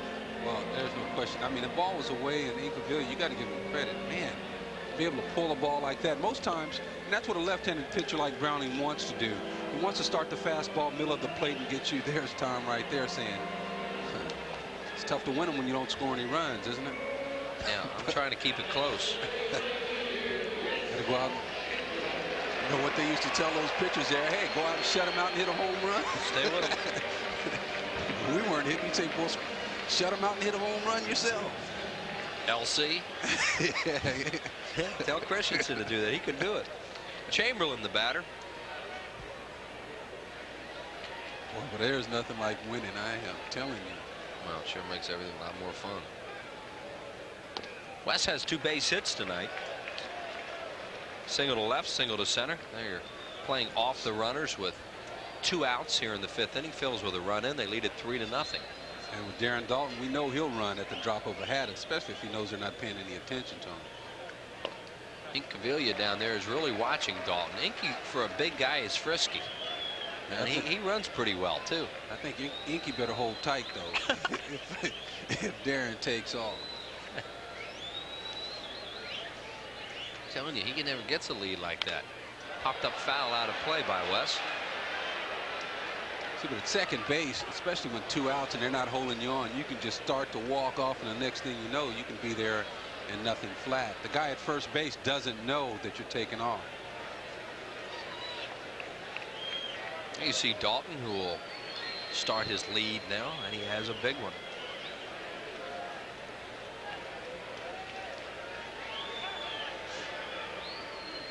Chamberlain gets time. 2 balls and 1 strike on West with 2 outs. Phillies have scored yet another 2-out run. Fouled away, and it's 2-2. Phillies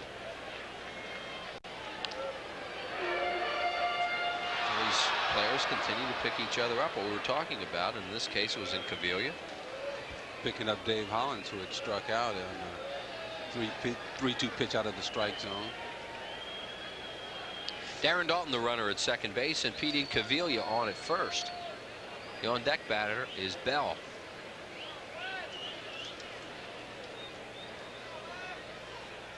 Breaking ball on a line drive and a base hit to left field. Dalton's being waved around. He'll score. Wes Chamberlain's 3 for 3, and the Phillies lead it 4-0 here in the 5th inning. The pitch Wes Chamberlain had been having trouble with this early part of the season has been the fastball. He's hit the breaking ball real well, and he got one from Landrum here that just stayed right out over the middle of the plate. That's a good piece of hitting. I think we're going to get a chance to see it. Yeah, here it is. Watch this breaking ball. Watch where it stays right belt high, and all you have to do is just put it in play. He does a good job. He smokes that ball. He's hit 3 rockets tonight. Here's Bell, who's 0 for 2 with a fly ball and a strikeout. He hits this hard to the gap in right center field, and it's going all the way to the wall. Incaviglia scores. Chamberlain being waved around. He's going to score. Bell's on his way to third. He's in there, and the Phillies have 2 more. And now they lead it by a score of 6-0. And Bell probably will get a double and third on the throw. Well, good base running to take third on that play. Just because you get drove into, don't just stand around and watch what's going on. Fastball right there. Bell just drives it. He has some power now. He's shown that he can drive that ball and get those extra base hits. Here you see the relay right there. Samuel fires it all the way in the home, and that allows Juan Bell to ease on into third base. They just scored a double and 2 RBIs. Bell with 3 on the season, third on the throw, and Rivera, a ground ball back to Landrum. He will flip to Milligan, and that'll do it. But the Phillies have a big inning, and they score all these runs with 3 of the runs with 2 outs. 4 runs on 4 hits, no errors, and 1 man left on base. 6-0 after 5. What is a mountain man's natural environment? Let's explore. A mountain man enjoys peaceful surroundings. A place where gentle winds blow. And the beauty of nature is all about. Only here does the mountain man find true happiness. With a smooth bush beer or an easy drinking bush light. So, head for the mountains and find out how the true mountain man can make any environment a more natural one. The new Lexus GS Luxury Performance Sedan. It not only corners better than the BMW 535i, but it rides smoother. Of course, if you still insist on feeling every pebble in the road, be our guest.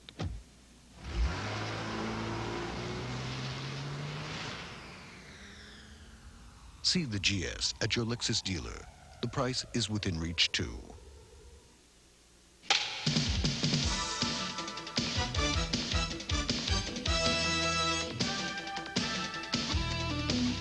You don't just watch a Phillies game. You experience a Phillies game.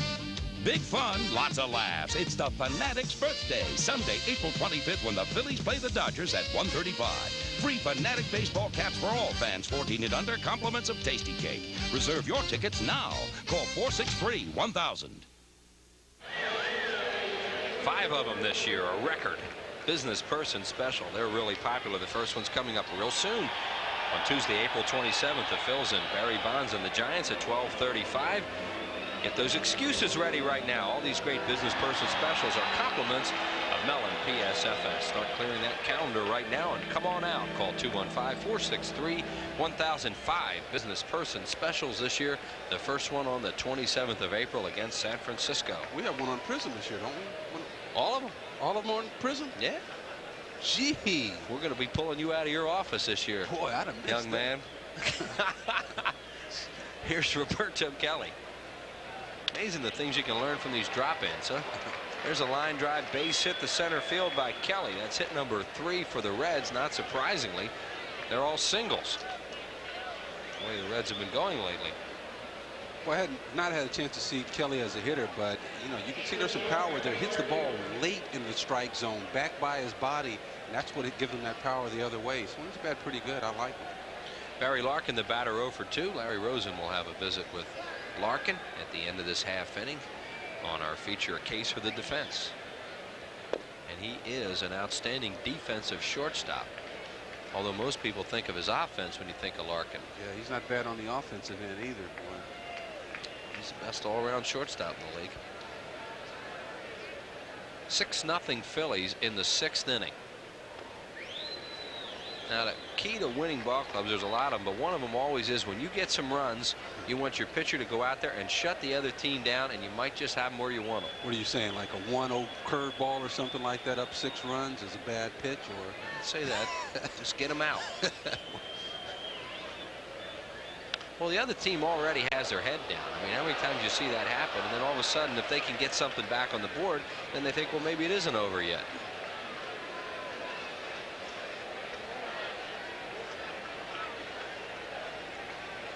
Bienvenido Ben Rivera at 81 pitches.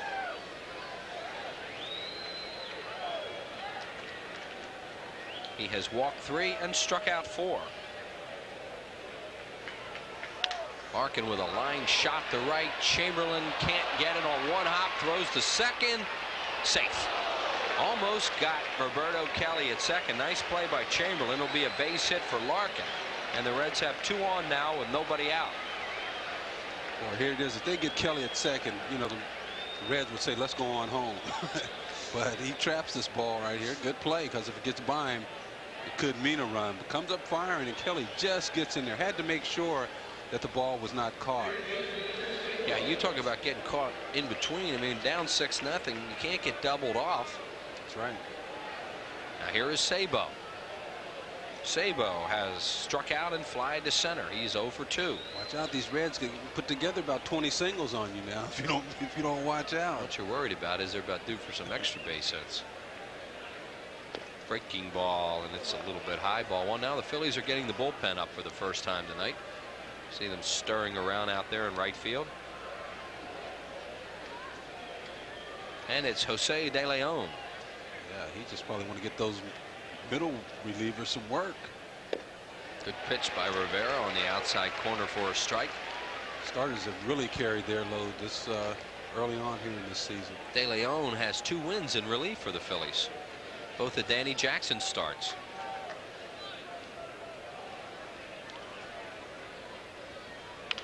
Fouled away off another fastball. Into the grand slam room on the press level down the right field line.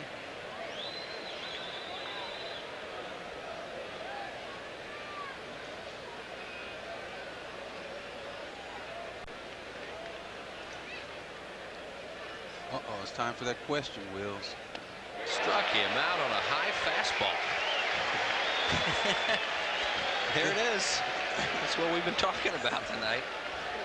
Look at this. I mean, just high fastball there. I don't know what Sabo had in mind, but he chases the ball really bad. Well, you know, all the scouting reports are he's a high fastball hitter, but not that high.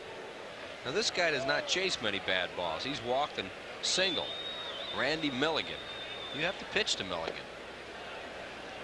Borderliners, he does not go after. Ball 1. That's what happened last time. It's starting to rain lightly here again at the Vet. We had a little light rain at the beginning of the ball game. This game is official.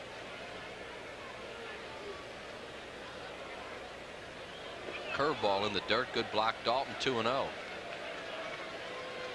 On deck is left-handed batting Gary Varsho. Dalton's caught every game so far. Breaking ball in the dirt, you see him just get down in front of that. Anticipates the ball hitting and spinning. So just tries to block it with his chest protector. All-star right there on his mask there, and he definitely is that. That's appropriate.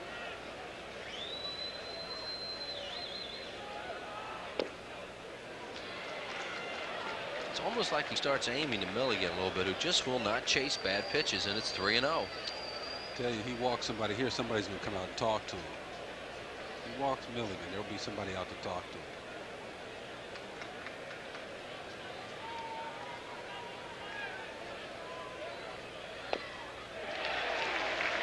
Three and one.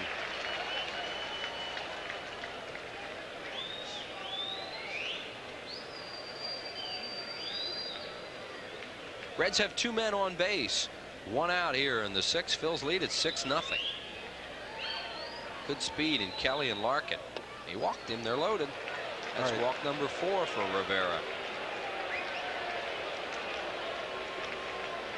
Just what you don't want to see after your team gets runs. There's Johnny Padres on the phone.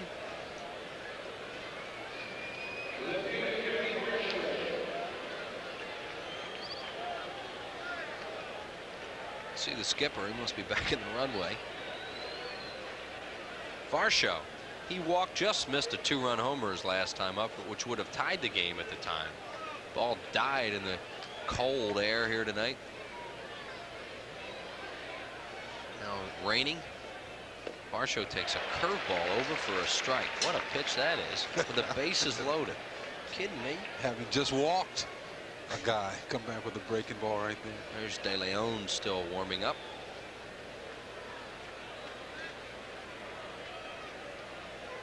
Another one.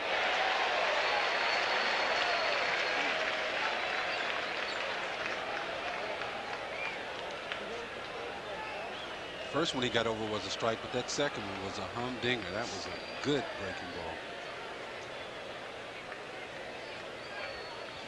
Here we go, 0-2 to Varsho. Another one.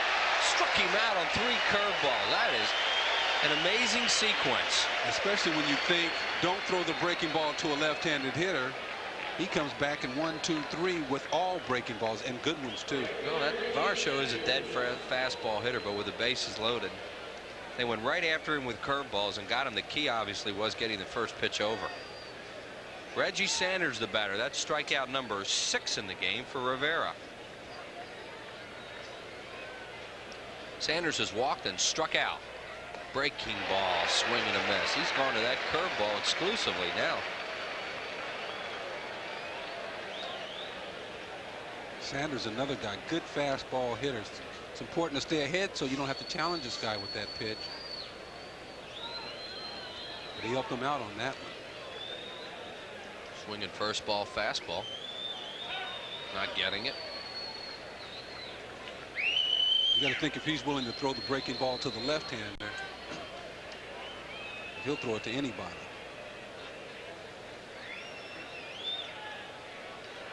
There's another one. This is amazing. 5 straight curveballs, all for strikes. The first one he threw to Varsho, he took, and the next 4 they've swung at. There it is. That ball comes up there, looks like it's right in the strike zone, and it's just going straight down.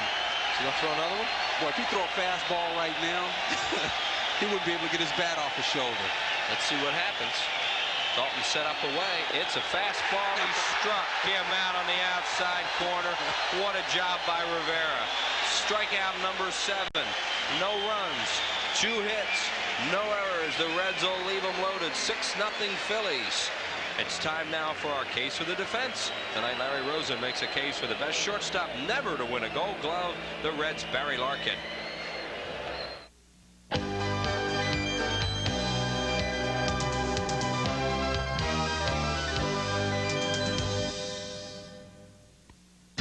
He is likely the best defensive player in baseball to never win a Gold Glove award.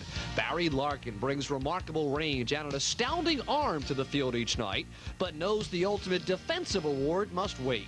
He's locked behind Ozzie Smith, and Barry says that is as it should be. You know, I have a lot of respect for Ozzie, simply because that when I was young and coming up, he went out his way to help me out and try to tell me this or that. You know, I basically go stand up by the cage and he'd talk to me about hitting, talk to me about situations. I go out in spring training while he's taking ground balls out there and stand behind him at shortstop. He'd tell me about situations, and if I asked him if I had a particular problem on getting to a ball and throwing off balance, he would tell me, or he would help me, offer some suggestions on how I might be able to right that situation. So, you know, Ozzie has been definitely a father figure almost for me while I was coming up, and now he's more like a friend. I think he respects what I do on the field as well as I respect him. There's Ben having a little drink of water, deservedly so. After those breaking balls, he was able to. Here's Varsho hitting. Look how he finishes him off after throwing him 2 previous breaking balls. Comes back with this dandy here to strike him out.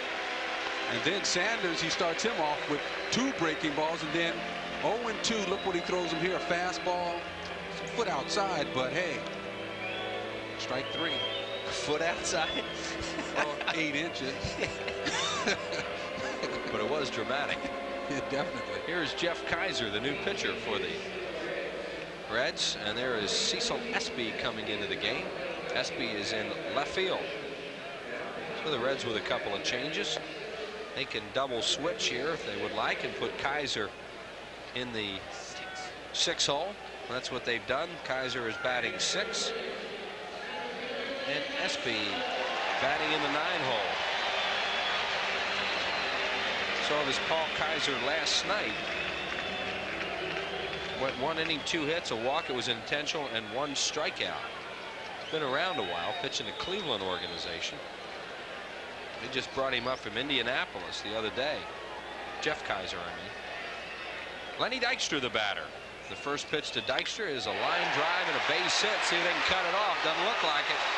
It's going to go towards the warning track. Cut off by the right fielder Sanders. And Lenny Dykstra has a double, his 3rd of the year.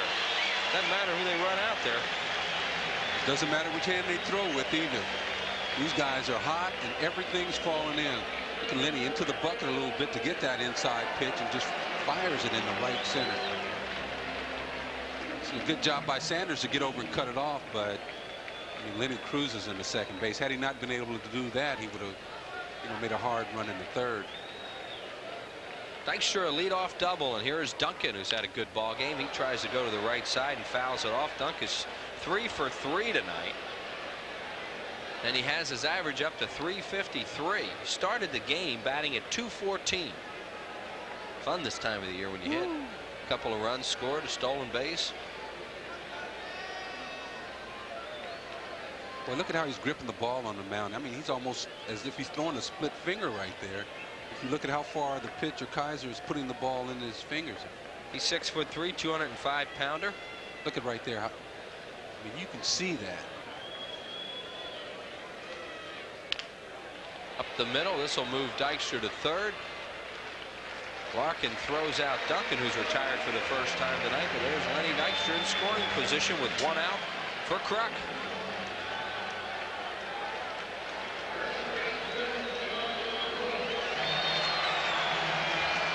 Well, our next telecast here on Prism will be on Monday, April the 26th. The Phils and the San Francisco Giants. Looks funny seeing that guy in a Giants uniform. Barry Bonds, of course, his daddy Bobby, the first base coach, and Dusty Baker, another good friend of yours, Gary, the manager of that club. Yeah, I tell you, it's funny to see Barry in a Giants uniform, but it was never funny seeing him around Candlestick Park. No. That's where he used to hang out when he was growing up. I'm sure he's very comfortable there. There's a little leg problem right now. There is Dykstra, and the Reds have the infield all the way in for Kruk. Curveball high. Kruk tonight has a base hit and a run batted in as we look at that defense.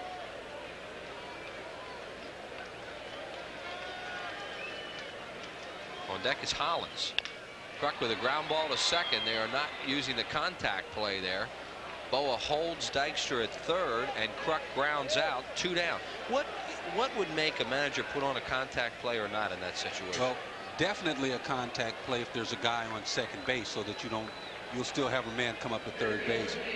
But right here with the infield in, if they hit a ground ball right to him, it's going to be a dead play. Have a 6-run lead. Yeah, there's no sense in doing it in that situation. And Hollins coming up now against a left-handed pitcher. He's better, of course, from the right side. Davis struck out twice tonight and also singled and knocked in his 3rd run of the year. If the Phillies can pick up yet another 2-out run. Dykstra at 3rd base with 2 outs. Lenny's been on base twice tonight and has scored once. 1-1 on Hollins with Dalton waiting. Happy birthday to Tim McInerney, 24 years of age today. He's the brother of Terry McInerney, who works down in the visiting clubhouse. Hollins with runners in scoring position. Tries to check and can't. And it's 1-2. Again, another split finger. We can see him grip that ball. And Hollins must have looked like a fastball coming up there to him because he had a fastball swing working. 41 games in the big leagues for Kaiser prior to this year. 0-2 with a 9.41 earned run average. All of those games in relief. You can see right there. See, look how he's pushing that finger. Try that sometime. See if you can get to that ball that far in your finger. That's why it does those funny things when it comes out. See if you can get your fingers back together after you do that for a while. Well, you check out some of the guys who threw split fingers, and you'll find that they can't. They walk around with a peace sign. They look like a 60s kid.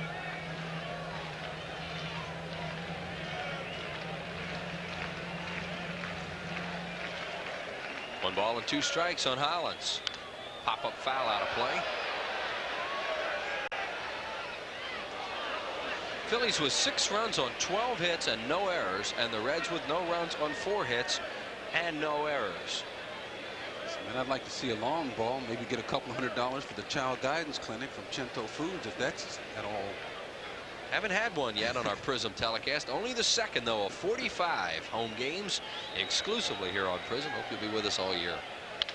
There's a ground ball to first. Milligan off his glove, skids away. Dykstra scores. Hollins safe, probably be a base hit.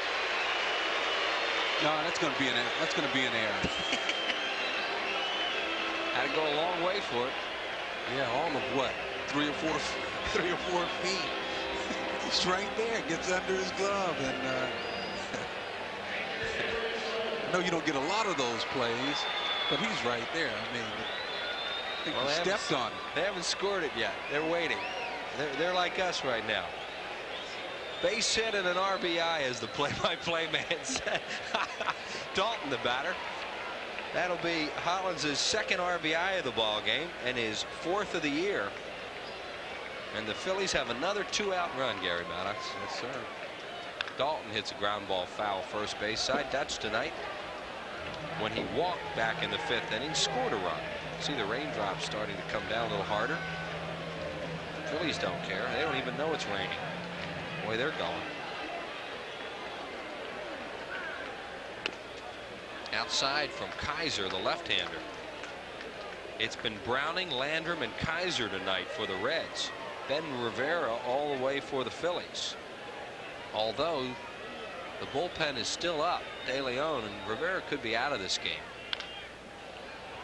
We had him at what, 80-some pitches? At the start of the inning. Right, so our crack crew down there, exactly. crew down there in the truck will update that and tell us what it is. It was, let's see, going into the inning, what was it? 33 balls and 48 strikes. Hollins leads off, and the pitch to Darren Dalton misses. 97 pitches for Rivera through 6, so he's probably finished for the evening. And it is raining hard right now.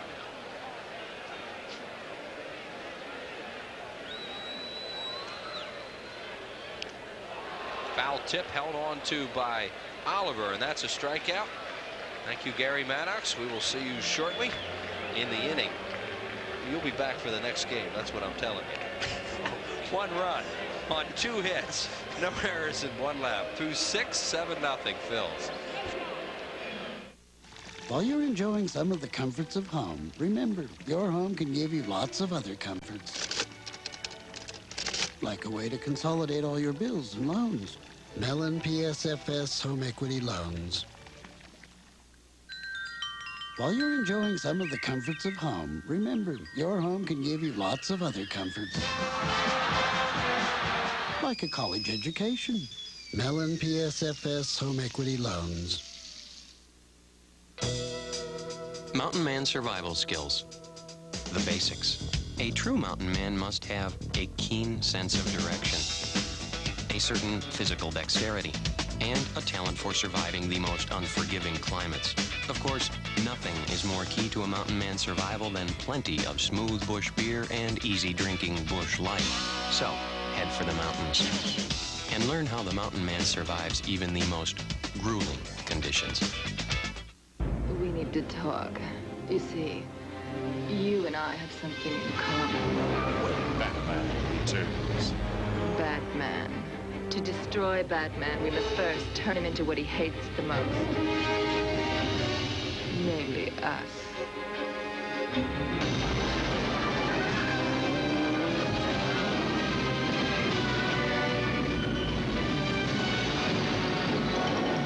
Batman returns. The time has come for the cordless power roller from Wagner. It's so quick and easy, it can cut painting time in half. So get your hands on a real value, because the value of Wagner keeps on rolling. New pitcher for the Phillies, a right-hander, Jose De Leon. He's come up with a couple of wins in relief this year. Good earned run average of 2.70. Long-time starting pitcher in the league, and Phillies using him out of the bullpen. And he pops up Joe Oliver fouling out of play. A lot of umbrellas up in the stands now as it's starting to rain hard. And as we mentioned before, Jay Johnstone, who is back with us, this game is official. Yes, it is. And thankful enough for Big Ben Revere, the Phillies with a 7-run lead. Saw him pitch out of a couple of early jams as Oliver swings at an off-speed pitch here and came back and actually threw the ball pretty well. Got out of that jam in the second inning on the outfield double play, and that's really been a big play in this game for the Phils. I think that kind Oliver fouls it off. Turned it around for him a lot when that happened. Had an umbrella out there, skidded another few rows. We did find out that when he went back in the inning after that double play between Chamberlain and Dalton, as a nice umbrella catch. Look at that. Oliver with a line drive and a base hit to left field, fielded by Incaviglia, will get it back into the infield. And Jose De Leon is greeted with a single by Joe Oliver. That'll bring up Cecil Espy, who is now batting ninth after the double switch and playing left field. Espy with his first at bat of the game. He's hitting at an even 100 with 1 hit and 10 at bats. He started the game on Monday night. My point earlier is that he did have a little chat with Johnny Padres, and of course he came right back out in the third inning, 3 up and 3 down, as Espy takes his ball in the dirt. Rivera 6 innings, 4 hits, no runs, 4 walks, and 7 strikeouts, 297 pitches. That's why he's out of here. Foul to the screen. Espy was claimed on waivers from Pittsburgh back in November of '92. In fact, claimed on my anniversary date. How about that one? What anniversary is that? The marriage. Oh, that one. There's a shot up the middle and a base hit for Espy. Oliver will just kind of coast into second. So the Reds with 2 on and nobody out. Ben Rivera with 7 strikeouts, 6 of them in the 5th and 6th innings, as he struck out the side in both the 5th and 6th as Espy gets a base hit.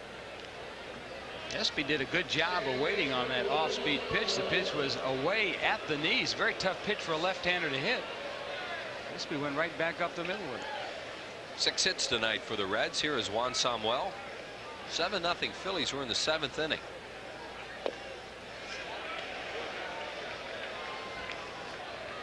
Strike call to Sammy.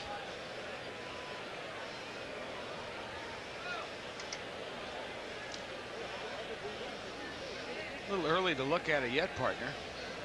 As this pitch is a check swing, ball out of the strike zone. Fully rings up Samuel anyway, but the Phillies swept the Reds at home over 25 years ago. Wasn't even at the Vet. What stadium was it? Oh, that's Connie Mack. Connie Mack, huh? Yeah. Been 25 years since the Phillies have swept the Reds. Maybe that's why the Reds have such a great record against the Phillies. 3-game sweep in Philadelphia. There's a hard ground ball. Could be 2. Duncan to Bell. Samuel beats it. That was not real smoothly executed. A little bit of a high throw from Duncan, and not an easy play for Bell to turn the double play on, but they do get 1 out. I can tell you what happened. The infield from the rain is very wet, and as the ball hit the turf, it skidded a little bit, and Duncan kind of backtracked a little bit. As you saw, he had to catch it off to the side, consequently, that little extra time gave Juan Samuel, a guy who runs pretty good, a chance to get down to first base. But I'm glad to see Duncan at least stop the ball. And they got an out. And it is going to get tougher and tougher now with this turf getting so wet. Kelly a smash to center. Dykstra is there. He'll grab it. Oliver tags and scores. A sacrifice fly run batted in. Wait a minute. They calling catcher's interference here? Yep. I think I just saw Frank Pulley motion that the bat was tipped. It was. The bat was tipped. It's catcher's interference, so the bases are going to be loaded now. This has happened to Roberto Kelly several times in the American League. Watch how late he swings. He's got a big, big swing. And just there, as Dalton went down to get the ball, Kelly with that big, big swing tipped Dalton's glove and is awarded first base for catcher's interference. That'll be an error on Dalton and no time at bat for Roberto Kelly. And here's Larkin with him loaded. And one out. So the Reds have a run taken off the board, but they also don't get the out. And it's a strike called to Larkin. Larkin tonight is 1 for 3. Catcher's interference is called, and there's no option on that play like a balk, or if there's a balk called, you know, you get a chance to the ball's hit. That's a strange play. You don't see it very often. As Jay mentioned, you've seen Kelly do that before, huh? Several times, because he has a very late swing sometimes. He likes to go to right field. And you can see Dalton was just starting to reach for that ball, and Kelly with a big swing.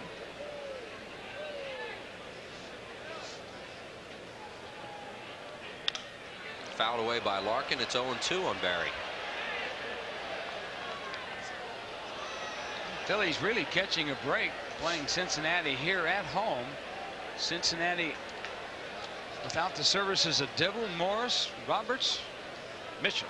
After the game, killer image following the ball game. A young man finds his life in jeopardy after he discovers photographs that could damage the career of a powerful senator. In Killer Image, Emmett Walsh stars in a political thriller tonight on Prism, the channel with a better variety of movies. So stay tuned after the game tonight. I'm going right home for that one. I mean, heck, that's my kind of movie, Killer Image. You head right back to your room and watch movies. I do. know. I really enjoy those movies. You know, they have some good first line movies. Bases are loaded now with one out. For Barry Larkin, the count 1-2 facing Jose De Leon. Low ball 2-2.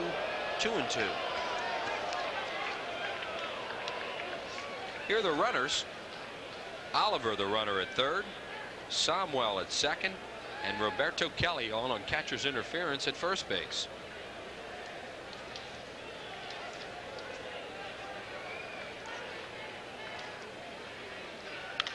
Larkin fouls it away again, right side. And don't forget, folks, if you enjoyed watching these Prism games with Chris and Gary and myself, we're coming back here on the 26th and the 27th against San Francisco. 27th being a business person special. So we're looking forward to that. There it is right there. So if your friends don't have Prism, you better tell them to get it, because this is the year for the Phillies. Uh-oh, there's a wild pitch. There's a run scoring. So Oliver crosses home plate on the wild pitch by De Leon, and it is now a 7-1 game with runners at second and third.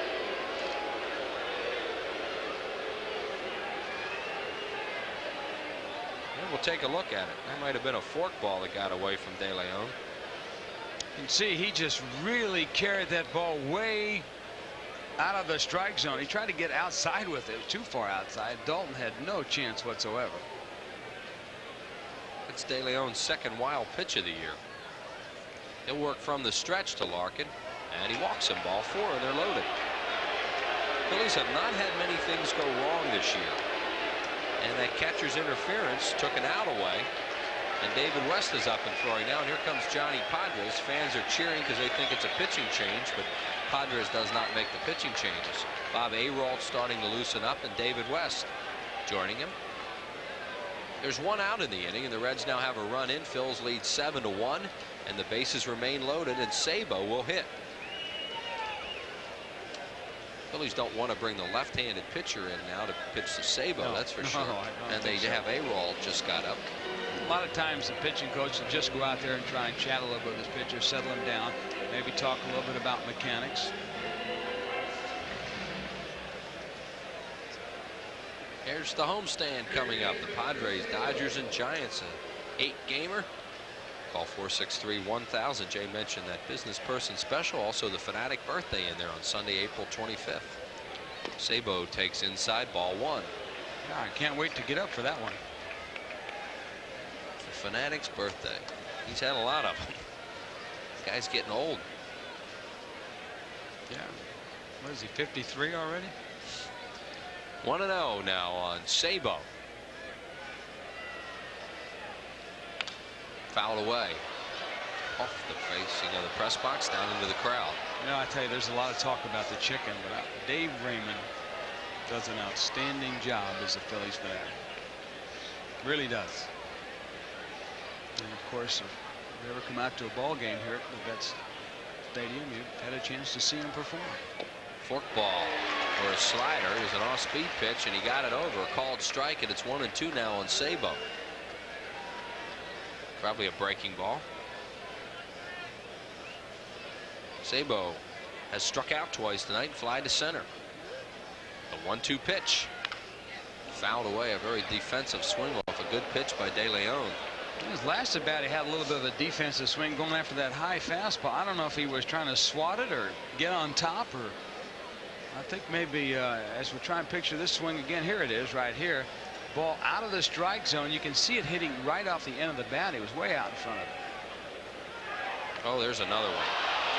That's a fork ball in the dirt. That's another wild pitch. Bounces away from Dalton. And a run will score. Fans have not had many chances to boo this year, and they're making up for it right now. Sure. De Leon is bouncing those fork balls, and Dalton is having a lot of trouble with them. There's one. So both runs have scored on fork balls as Padres gets on the phone to see if they're ready in the bullpen. He nods yes to Fregosi. Runners move up. Runners at second and third, and a 2-2 count on Sabo.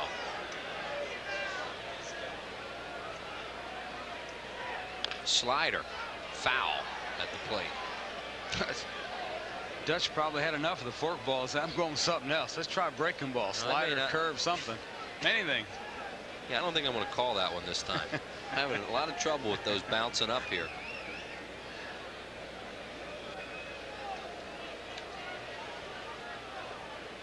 Here we go again to Sabo, 2-2.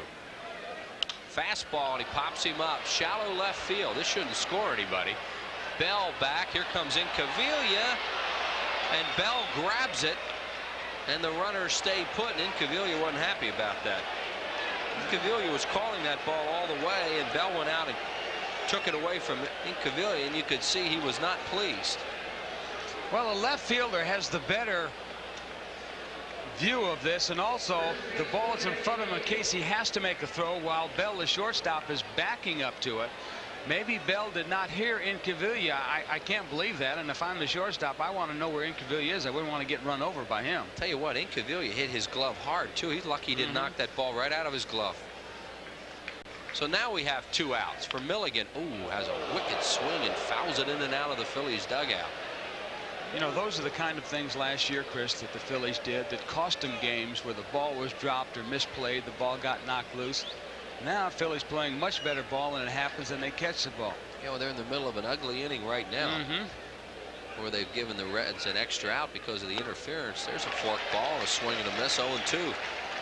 Leon Bip Roberts, who was in the starting lineup tonight, scratched with a sore shoulder, out to bat for Kaiser if Milligan keeps the inning alive.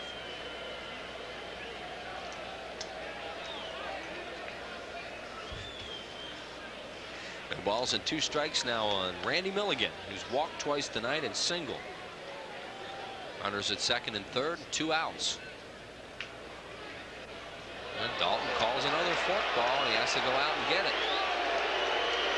Hey, you're going to throw those pitches, they go in the dirt. Well, yeah, but he's had a lot of practice over the last couple, so he's ready to go out for this one. See that one? He's got his body out there. He's got his glove down. He didn't get a glove on it, but he got his body in front of it, kept it from going back to the screen. It's tough for a catcher because you know it's the guy's best pitch, especially in this kind of a situation. He's having trouble with it, but you have to keep calling it. The veteran Jose De Leon.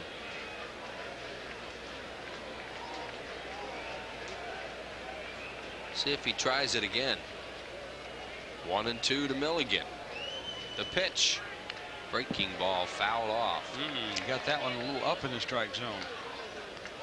Sometimes a pitcher, after throwing a lot of wild pitches, will make a mistake like that, and that was a mistake and gets away with it.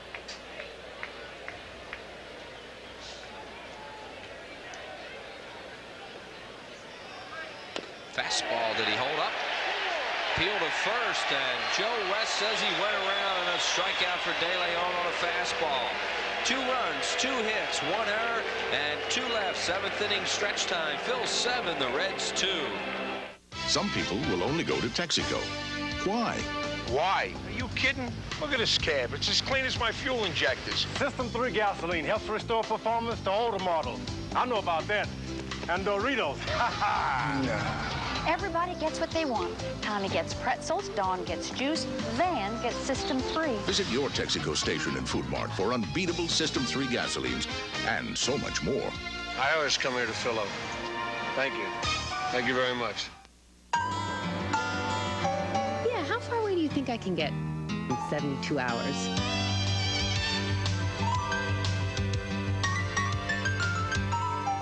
I wouldn't trust my car past the city limits. For the way you travel today more than ever, the smart money is on budget. Ask for budget smart rates for great prices on cars that won't cramp your style, all with unlimited mileage. The smart money is on budget.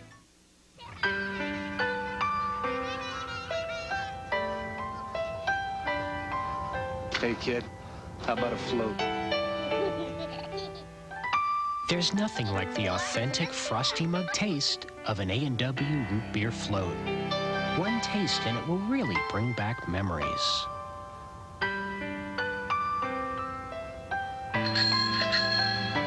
Dad? A&W, our Frosty Mug taste brings you back. Hi, I'm Dick Vermeil with a Blue Cross Blue Shield health tip. True or false? A cholesterol reading between 200 and 239 milligrams is a desirable level. False. A cholesterol reading of less than 200 is desirable. You should consult your physician about ways to lower your cholesterol.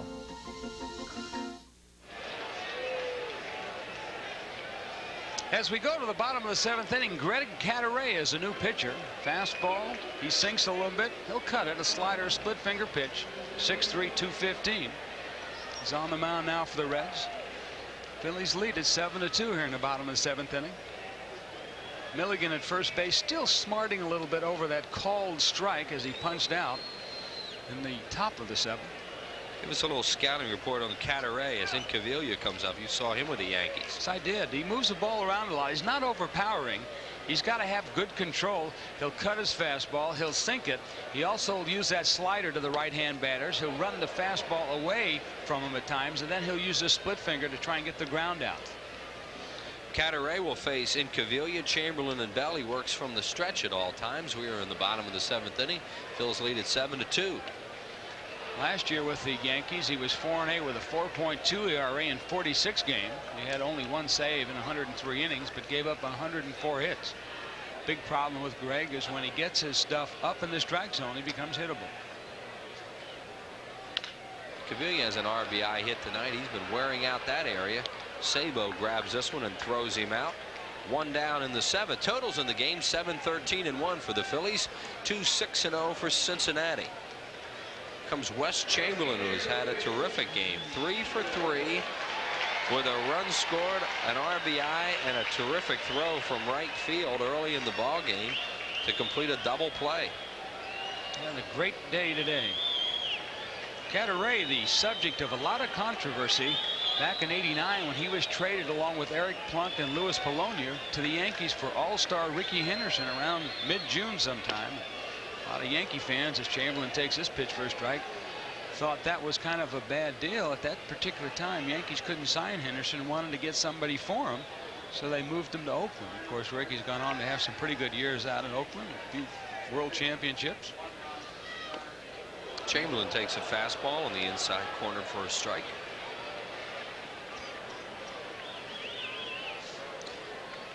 Cadere, born in Detroit, Michigan, now lives in Mesa, Arizona. Graduated from Central Montcalm High School in Stanton, Michigan, where he played baseball, basketball, and golf.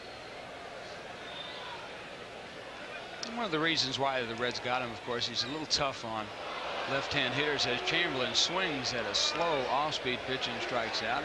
Left-handers against him last year only hit 227. We'll catch a swing by Chamberlain right here for you. Cadere moving the ball around the strike zone, then takes something off. And Chamberlain, watch him way out in front on this as his front foot. He's already committed himself, and the ball breaks down and out of the strike zone inside. And Juan Bell, the batter, he's flied to left, struck out, doubled, and knocked in a couple runs. And Bell takes the pitch outside. Ricky Jordan is in the on-deck circle to bat for De Leon as West continues to heat up in the Phillies bullpen. There is Ricky.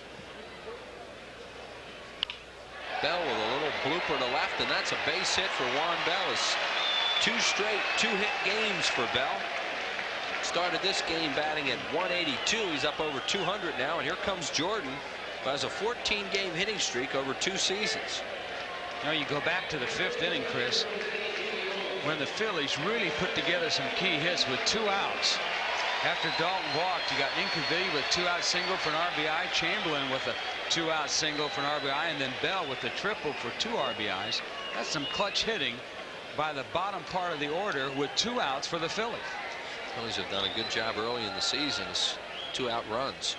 Pitch to Jordan is low.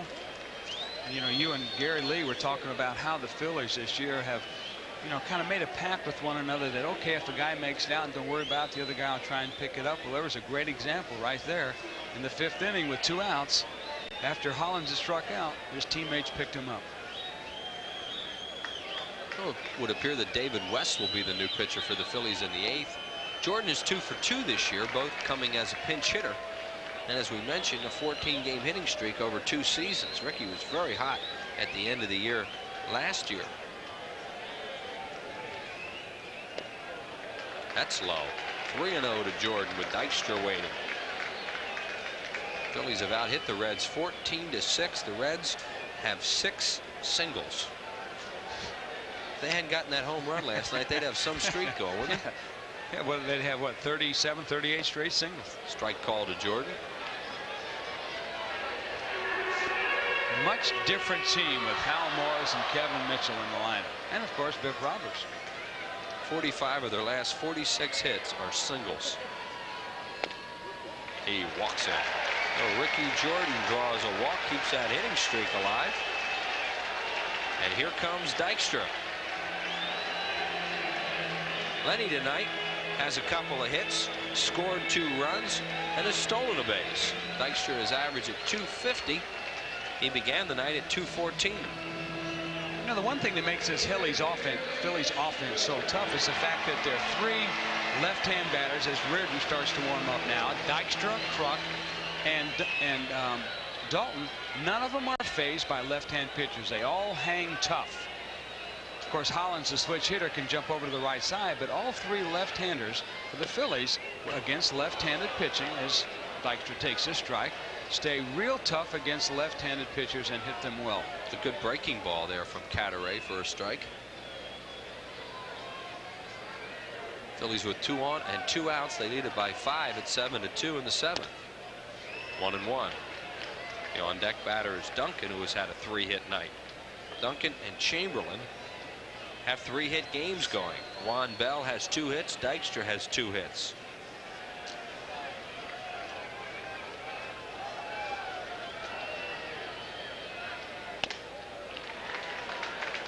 Two and 1. Cadere trying to move the ball around the strike zone on Dykstra. As you see, when Dykstra approaches the plate as he's stepping in now, he kind of crowds it a little bit. Watch where his hands are, almost over the front corner of the plate. Look at this. Lenny thinking the other way against a left-hander. As he says, he's a situation hitter, and that's what he's trying to do here probably. 2 balls and 2 strikes on him. Not necessarily off this kind of left-hander where you think about yanking the ball.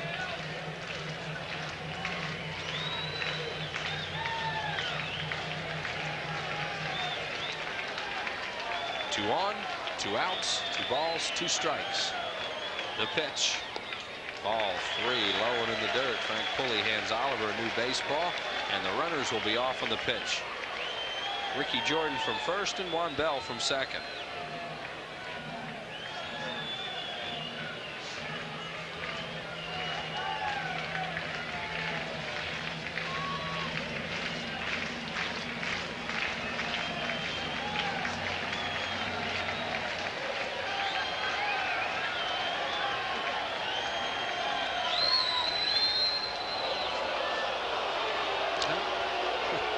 They may have to outlaw that if they want to quicken this game. You know, how many times have you ever seen that play work? The pitcher steps off, goes to second like that. I don't think I ever have. Too many guys are going to run. Yeah, no. I guess it's worked. I've seen it. I agree with you. Dykstra fouls this one off. Got a piece of it, rolling towards the Phillies dugout. Fielded by Tommy Green. You're wondering about Mark Davis getting into this ball game. He will not pitch here tonight, no matter what happens, because he threw extensively in the bullpen this afternoon for Jim Fregosi and Johnny Padres. So he basically is not available. They wanted to see some things with him tonight. And starting on Friday in Chicago, he will be available. The pitch to Dykstra. Broken bat, line drive right at Milligan. And that'll do it for the Phillies here in the 7th inning. They have no runs on a hit, no errors, and 2 left. 7 full in the books. 7-2 Phillies.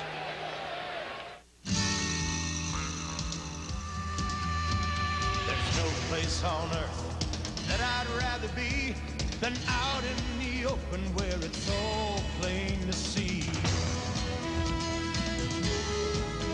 If it's gonna get done, it's up to you and me. Come on and head for the mountains of Bush.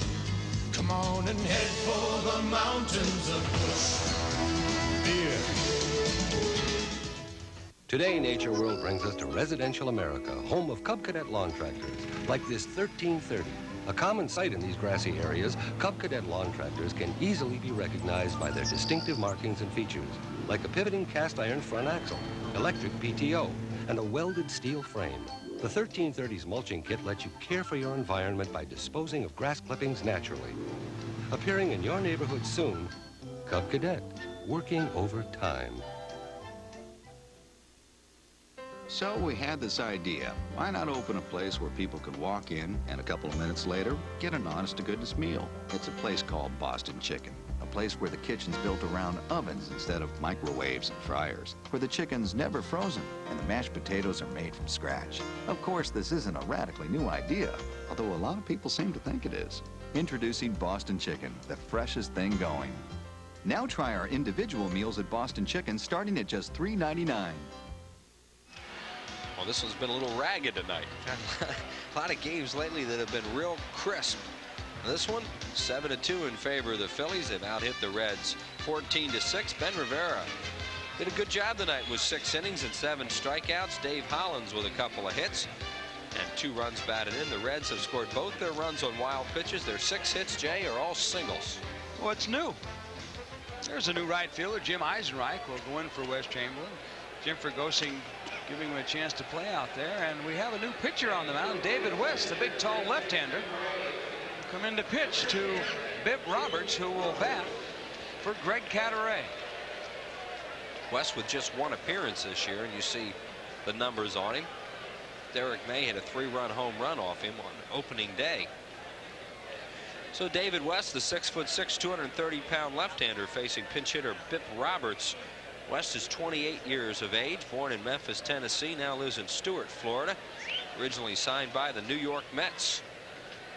And the pitch to Roberts is over for strike 1. David West was selected by the Mets in June of 1983. It was that Wheeze Kid year in the 4th round.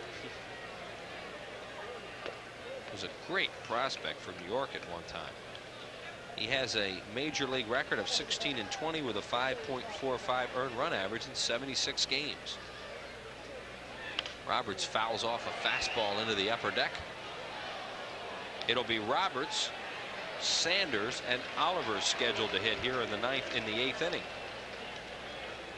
Roberts last year, the Reds Most valuable player, hit .323, 34 doubles, 6 triples, and 4 home runs, and 45 RBIs, and 44 stolen bases, playing in a multitude of positions. Finally, this year, Cincinnati has decided to keep him at second base, which he prefers, by the way, than being in the outfield. He's got a good relationship going with Barry Larkin. And fouled away again. He's a switch hitter. It seems to be working pretty good for him. You remember, Roberts used to be with San Diego, but San Diego got Randy Myers in return. Rick Roberts came to Cincinnati and has really emerged into a good young star. Looks like we're going to see the clean-shaven Jeff Reardon in the 8th inning. Roberts checks on a ball in the dirt. 2 balls and 2 strikes. Aaron Dalton has taken a little bit of a beating back there tonight. There's Dutch. What did McCarver used to call the catcher's gear? The tools of ignorance? Struck him out on a hard breaking ball. Yeah, it's a good name for those things. Roberts tried to check on that slider from David West and couldn't do it. 1 out here in the 8th. Nice slider by West. Watch the ball break down and out of the strike zone. Roberts sees it, looks like a strike, tries to hold up on it, but it's too late. It's a tough pitch at times for a right-hand batter to lay off that hard breaking slider going just down and out of the strike zone inside. West loses the grip on that one. By the way, the rain has really let up now. It's still raining a little bit, but nothing like it was before. Sanders tonight has walked and struck out twice. All his at-bats off the starter, Ben Rivera. And West throws a high fastball, 2-0. West last year at Minnesota, 1-3 in 9 games. He also pitched at Portland, was in 19 games. Phillies got him from Mike Hartley in the offseason. Fastball and a swing and a miss. The guy has a good fastball and a hard breaking ball. It's just a matter of whether or not he'll throw strikes. His control. And he's got a guy up there that led all the National League rookies in slugging percentage and on-base percentage, in Reggie Sanders. Sanders takes a look at Frank Pulley. Also, he hit .314 against left-handed pitchers last year. Talk about some young talent the Reds have out there. You've got Biff Roberts, Reggie Sanders. Low, and it's 3-2.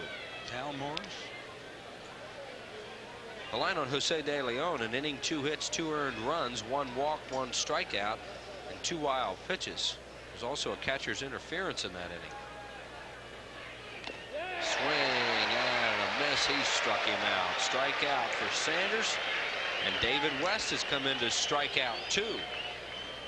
Wow, impressive here as we see Mitch Williams tops the NL save leaders with 5. Lee Smith, of course, starting out with, looks like he's going to have another banner year, just past Jeff Reardon on the all-time save list. What was it, 348, 349, 358? Strikeout, or a strike to Oliver. Oliver has 2 hits in the game, and he scored a run.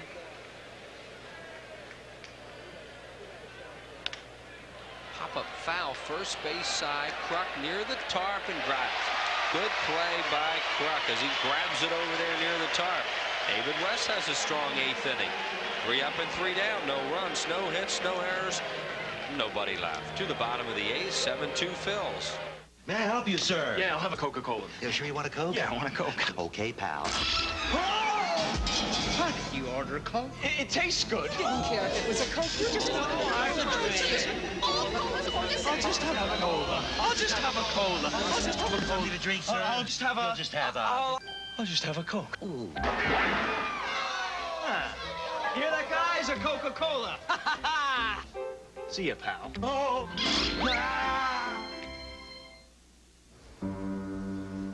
I work Saturdays and Sundays. It's not a job. It's a dedication. I don't think you can teach someone to tune. You just got to practice until it's natural, just like breathing. There seems something mystic about it. So much beauty comes out of music. Mellon PSFS, you're why we do our very best. Freeze, police! How much want you to see something, Rod. She has a gift. Watch this. Hey, you okay, honey? I just ran. Hey, Reese, there's 5 of them, man. Yeah, I know. My girl. I never made it with another sergeant before. Shut up, Rex. They're back, and they're bringing down the house. Lethal Weapon 3. Hey, it's Phillies Dream Week time again. Your chance to live, learn, laugh, play with the pros this February in Clearwater, Florida. Just imagine yourself with Bowl, Lazinski, Taylor, Ashburn, Wheeler for one full week. They'll drive you nuts. But you're going to keep hearing about it, so make this year the one. Call now for more information, 215-938-1200. It's a bowl of laughs and a lot of fun. Last year was so much fun, so don't miss out. Call now, 938-1200. And there he is, the veteran Jeff Reardon with 357 career saves. The numbers on Reardon coming into game number 3. Needless to say, all of them in relief, as he has never pitched a major league game other than as a relief pitcher. Something. Signed originally by the New York Mets, then to Montreal, to Minnesota, to Boston, to Atlanta for part of last year, and now a non-roster player with Cincinnati. And, ball rides in on Duncan, who barely gets out of the way and fouls it off. If you wonder why Reardon looks so different, no facial hair is allowed on the Cincinnati Reds. You see this pitch. And Jeff Reardon, if he signed with Cincinnati, had to agree to shave that beard he's had for so many years. And who is that guy? Yeah, I mean, for years he looked like Grizzly Adams. And I walked by him the first day here. I didn't know, and he kind of snickered at me. He says, "You going to at least say hi?" Yeah, I didn't even recognize him. Sure, a few people are going to do that. Duncan, a big game tonight with 3 hits and 4 at-bats and 2 runs scored. Mariano has his highest lifetime average against the Cincinnati Reds, and he's added to it tonight. Reardon with a curveball. Reardon throws a lot of breaking balls, a sweeping type of breaking ball. He used to have a hard slider when he was younger. I have to tell you, this is the guy I got my last major league hit off. Is that right? Bottom of the 13th. Pitching for Montreal. Late September. Lasorda ran out of people to call. They looked, said, "Well, you're the only one left. Better grab a bat and go ahead." Runner at second base, 2 outs. First base open, and he pitched him. How could he do that? I think he didn't know better, even at that point in your career.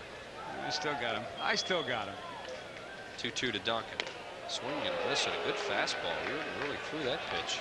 After all these years, he still hasn't lost it. You know, he's a 4-time All-Star. We'll try and get that pitch for you. Watch, it's got a little bit of mustard on it. The thing about Reardon, he kind of throws almost sidearm, not quite submarine like Jacoby, but when he gets the ball down sidearm, the ball has a tendency to rise a little bit. And as you start to swing, the ball actually move a little bit up, which most fastballs go down. Popped up. Third base side by Kruk, and it will hit off the dugout and go back into the crowd. Oliver thought he had a shot at it, and that fan winds up with a souvenir. On a drizzly, rainy night at the vet. 21,111 here tonight. You know, you look at some of Jeff Reardon's stats. I mentioned he's a 4-time All-Star. Pitched in 4 league championship series. He's been in 2 World Series. That little guy has a baseball. Boy, that'd make his night. Sure does. Inside. Reardon is now 37 years of age. Born in Dalton, Massachusetts. Now resides in Palm Beach Gardens, Florida. Just up the road from that George Thomas Hutton and Gary Carter. They all live near each other and play a lot of golf together. Chopped up the middle. Tough play for somebody. Larkin gets him. Boy, Larkin can really play shortstop. Buck now 1 for 5 on the night. And that'll bring up Dave Hollins. We talk about a guy that's got defensive range. This is normally a base hit. Look at that. He was 10 steps on this side of second base and was still able to have something on the throw to get John Kruk. Barry Larkin has not won a Gold Glove, and Ozzie Smith continues to win them, and Larkin's due. Tell you what, all credit to Ozzie. Larkin is the best shortstop in the game right now in the National League.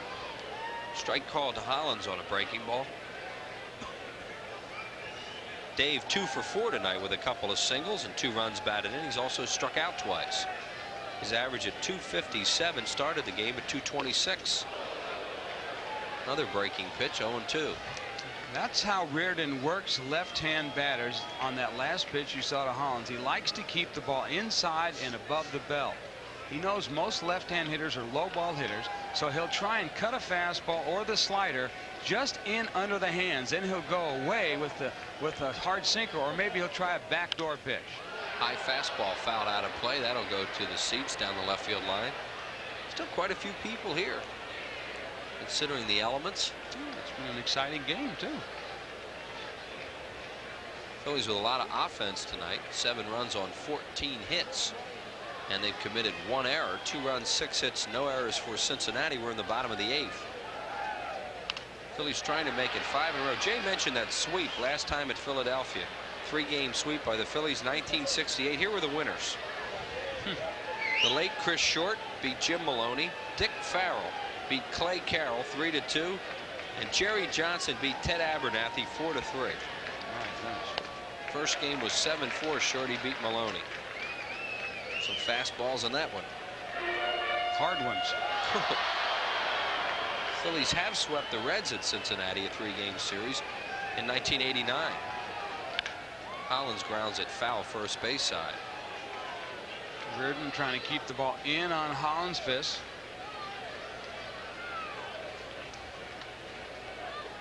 He's another pitcher that, with the velocity that he used to have, he still every now and then can juice it up there.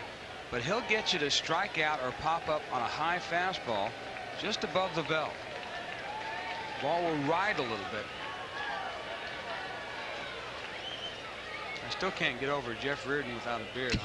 I'm staring at him. I'm sorry, folks. I'm looking at my monitor. It's so unusual to see that man without a beard. Look at that. Talk about getting out front. Breaking ball, and Hollins hit it way up into the upper deck, straight behind home plate. Watch the trajectory of this ball also, when he hits it. Watch the location. See how it's just above the belt, and he tried to get it inside. Now, the only thing a left-hander can do with that pitch is pull it foul. Otherwise, you're going to jam yourself.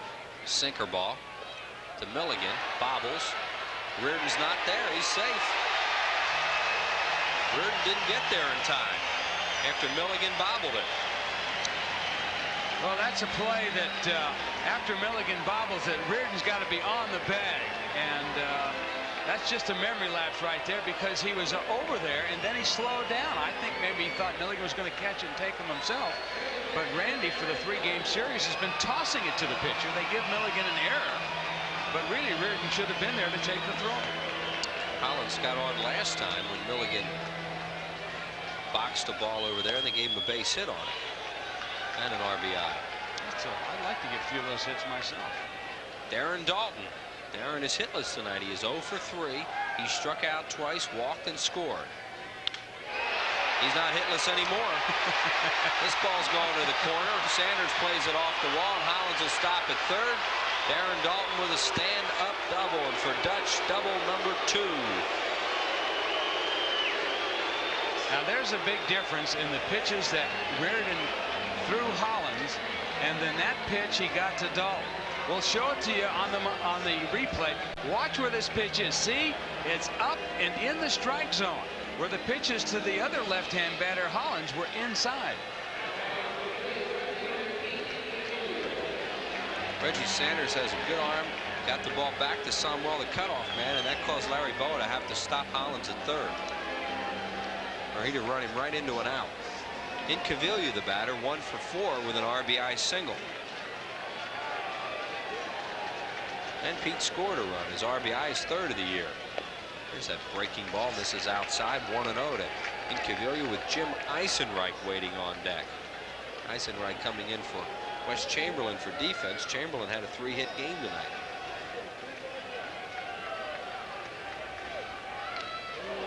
Swinging a foul in and out of the glove of Oliver. If you ask me, partner, Incaviglia's 2-out single in the 5th inning was the turning point of this game for the Phillies. As we see this swing here, a big hefty swing, because after the Phillies at Duncan with a double, they got a couple outs. Hollins struck out, Dalton walked, but then Incaviglia came through with a big 2-out single. That's right. It made it 3-0. Then Chamberlain followed with a hit to make it 4-0. Bell doubled in 2 more, and all of a sudden it was 6-0. Right, and that was a turning point, in my opinion. Phillies with 4 runs with 2 outs, started by Incaviglia's single. Because you can look at the score now, it might have been just 3-2. Ooh, he had a rip at that one, and he knows it too. Look at his reaction after that. Well, I don't think that you'll see him get cheated on very many pitches. Well, show it to you again. I guess you know as a hitter when you just miss one, huh? He swings as hard as anybody I've ever seen, and he's strong, and he knew he just missed that one. How about that? Those couple of balls he hit in spring training down in Clearwater, one off that center field wall out there and one over it. Looped into center. Here comes Kelly. Can't get it. 2 runs are going to score. Incaviglia has a 2-run single, and the Phillies have tacked on 2 more, and they lead it by a score of 9-2 here in the 8th inning. And Pete Incaviglia has a 3 RBI game. That's a tough defensive call for an outfielder. The way Incaviglia swings, as you see the pitch right here, it was a back-up slider, didn't have much break, but the center fielder Kelly, after watching Incaviglia with those tremendous swings, had to play him deep, and a little looping Texas leaguer, as we call it, gets 2 more runs for the Phillies. Eisenreich with his first at bat hits at the left field on the first pitch. Espy is right there, grabs it. Phillies get 2 more 2-out runs. They have been doing a lot of that this year. They're unearned, 2 runs, 2 hits, 1 error, and 1 left. 9-2 Phils.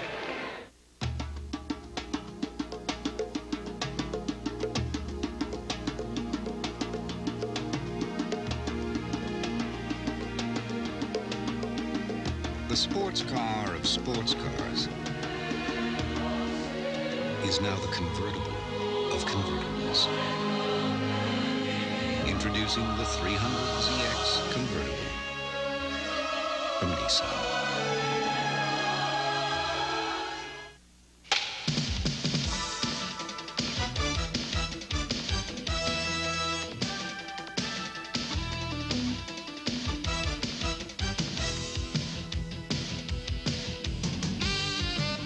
Enjoy an early spring break for fun with the Phillies' first business person special. Compliments of Mellon PSFS. Tuesday, April 27th at 12:35 when the Phillies play the Giants with Barry Bonds and Will Clark. Reserve your tickets now. Call 463-1000. The new Lexus GS Luxury Performance Sedan. It not only corners better than the BMW 535i, but it rides smoother. Of course, if you still insist on feeling every pebble in the road, be our guest.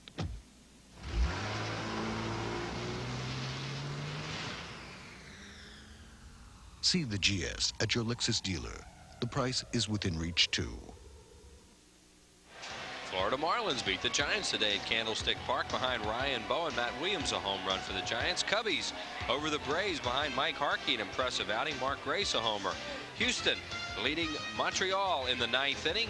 New York over Colorado. Just underway Pittsburgh at San Diego. Later St. Louis at Los Angeles. In the American League, the Yankees beat the Royals today at home 6-5. Cleveland loses to Boston by a score of 12-7. California leads Milwaukee late also Seattle and Toronto. Minnesota and the White Sox postponed due to rain. And in the 4th inning, Baltimore 2, the Texas Rangers 1. Here we go to the 9th inning. David West on in a non-save situation. And the first pitch is hit to right field by a second pitch by Cecil Espy. And running it down out there is Eisenreich. 1 down here in the 9th inning. West has retired all 4 batters he's faced. The win in this ball game, should the Phillies win, which it appears they're going to for their 5th straight, will go to Ben Rivera. Juan Samuel, the batter, 0 for 4 tonight with a run scored.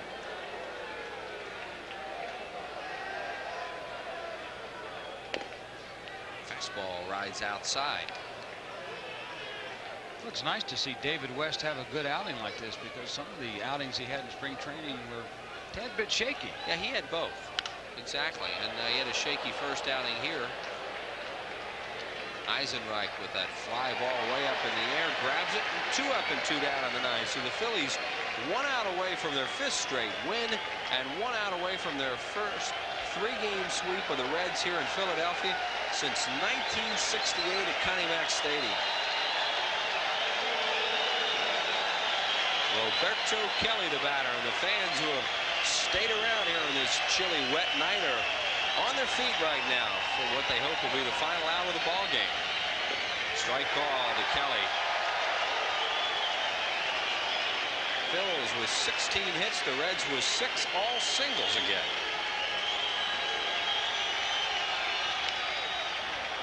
There's a line drive foul into the stands. Figure, Jay, they're going to put a hurting on somebody pretty soon.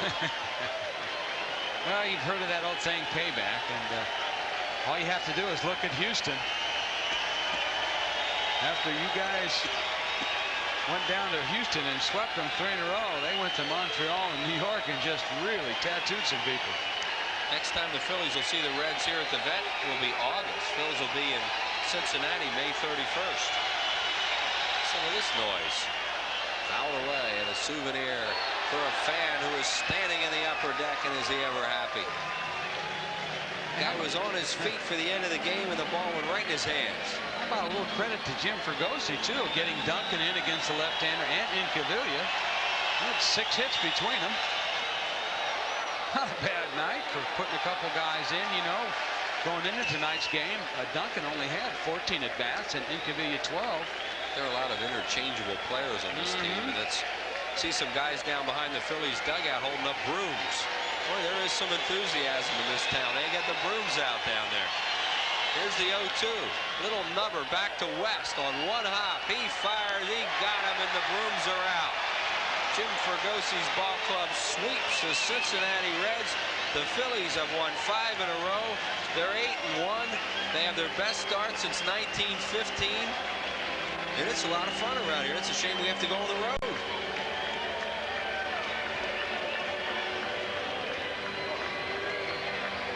A happy bunch of Philadelphia Phillies. Phils will go to Chicago tomorrow night around 6 o'clock to pay the Cubs this weekend, and then they'll be back here for that long homestand. 8 games against the West Coast clubs. Phillies 9 and the Reds 2, 5 in a row, and we'll be back right after this.